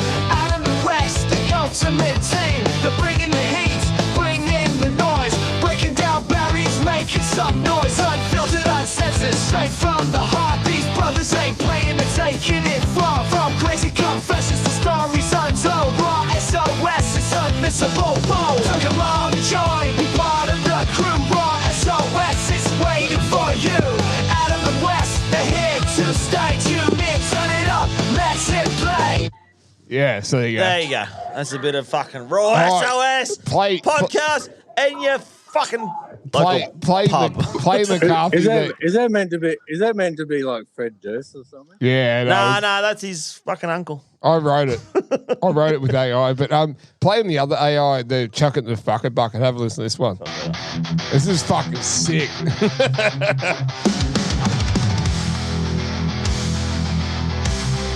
I could play this in a band. Worries away, chuck it in the fucking bucket today. Let it all go, don't let it stay. Time to move on, go on, Ray. No more stress, no more pain. Toss it all out, let it drain. Life's too short for the kind of stray. So chuck it in the fucking bucket.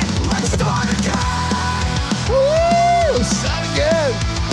Let's start again. No more stress, no more pain. Toss it all out, let it drain.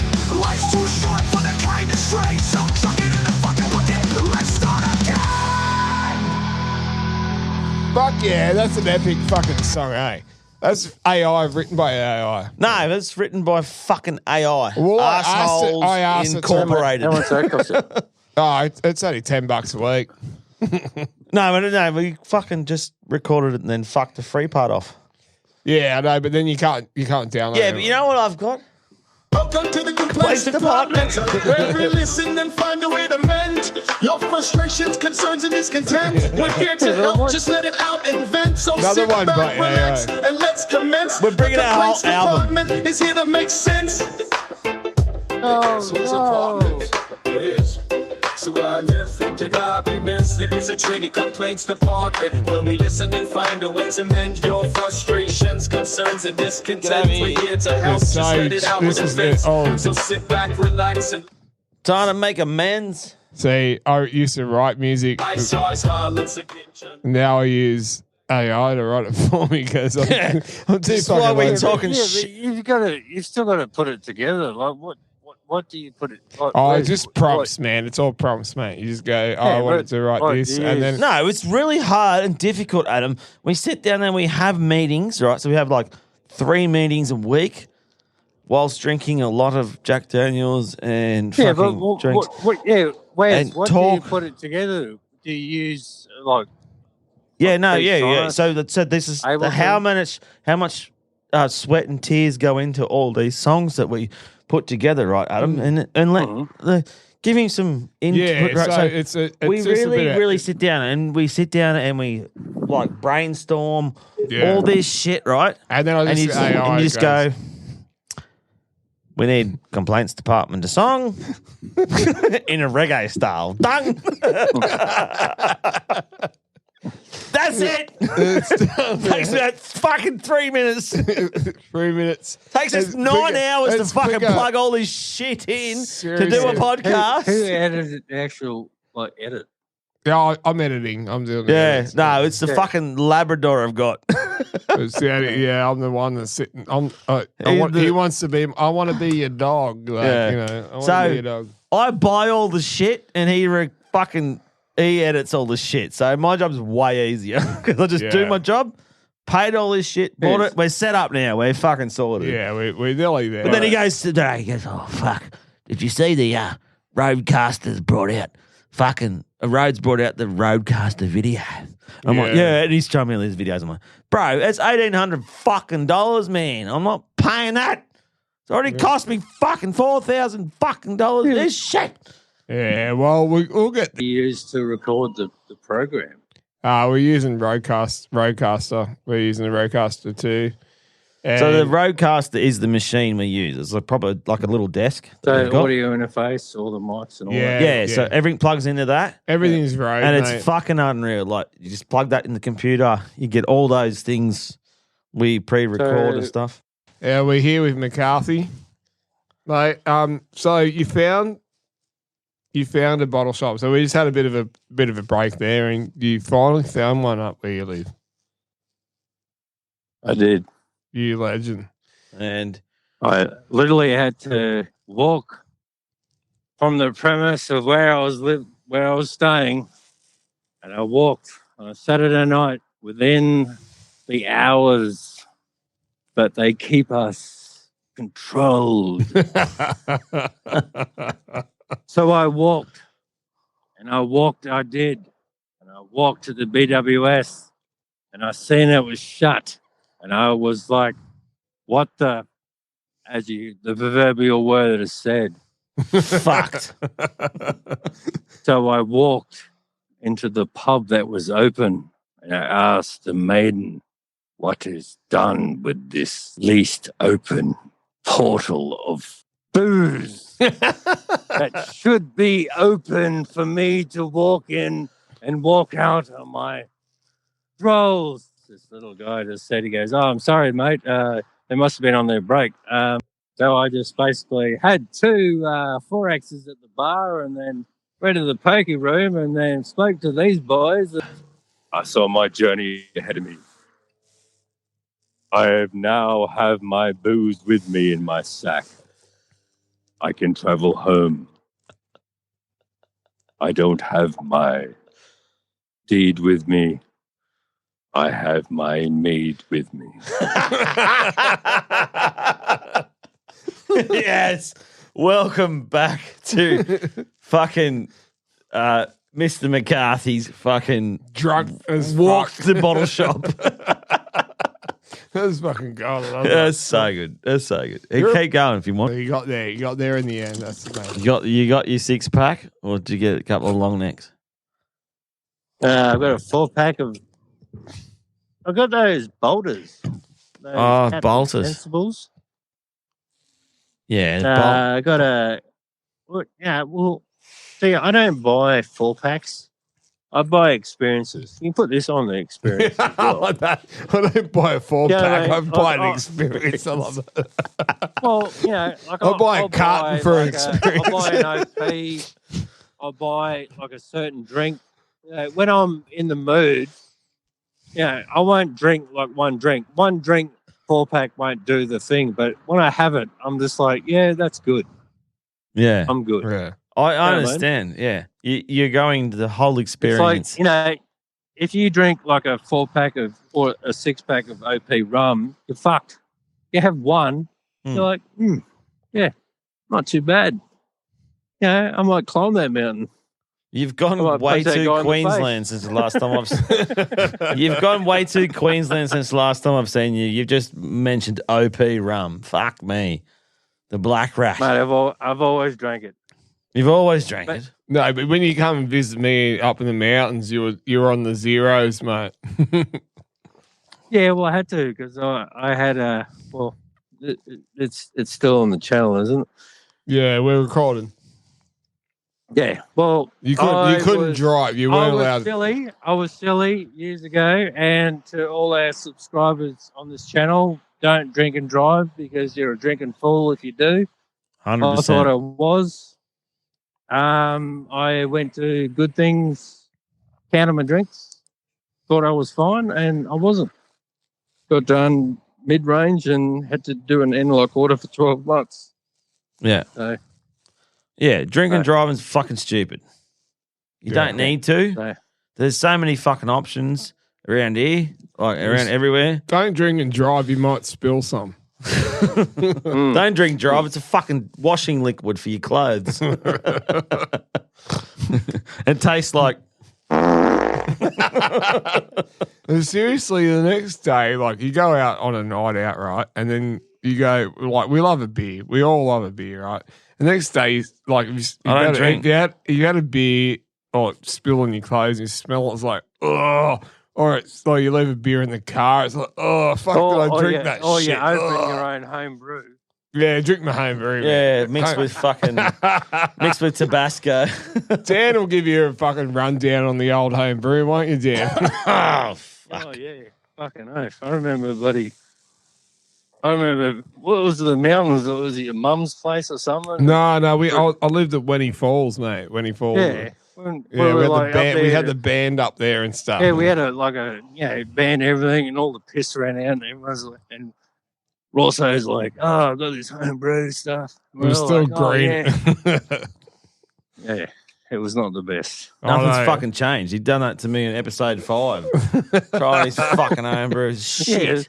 It should be good now, but the problem is that when I drink it too green, it's fucked. Yeah, no, the problem is the time it's ready, like, it's fucking gone. Like, there's nothing left of it. Pretty much tastes like fucking Milton Mango. 4X. Yeah, that was, we had the bonfire sitting there and we all just like, we ran out of beer, so I just pulled the fucking home brew out.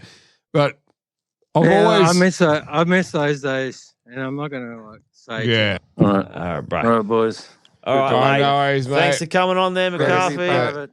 We love you, bro. We'll catch up with you soon. Next time we're in fucking bumfuck middle of Idaho and drinking Milton Mangoes and Black Rats. We'll be up there.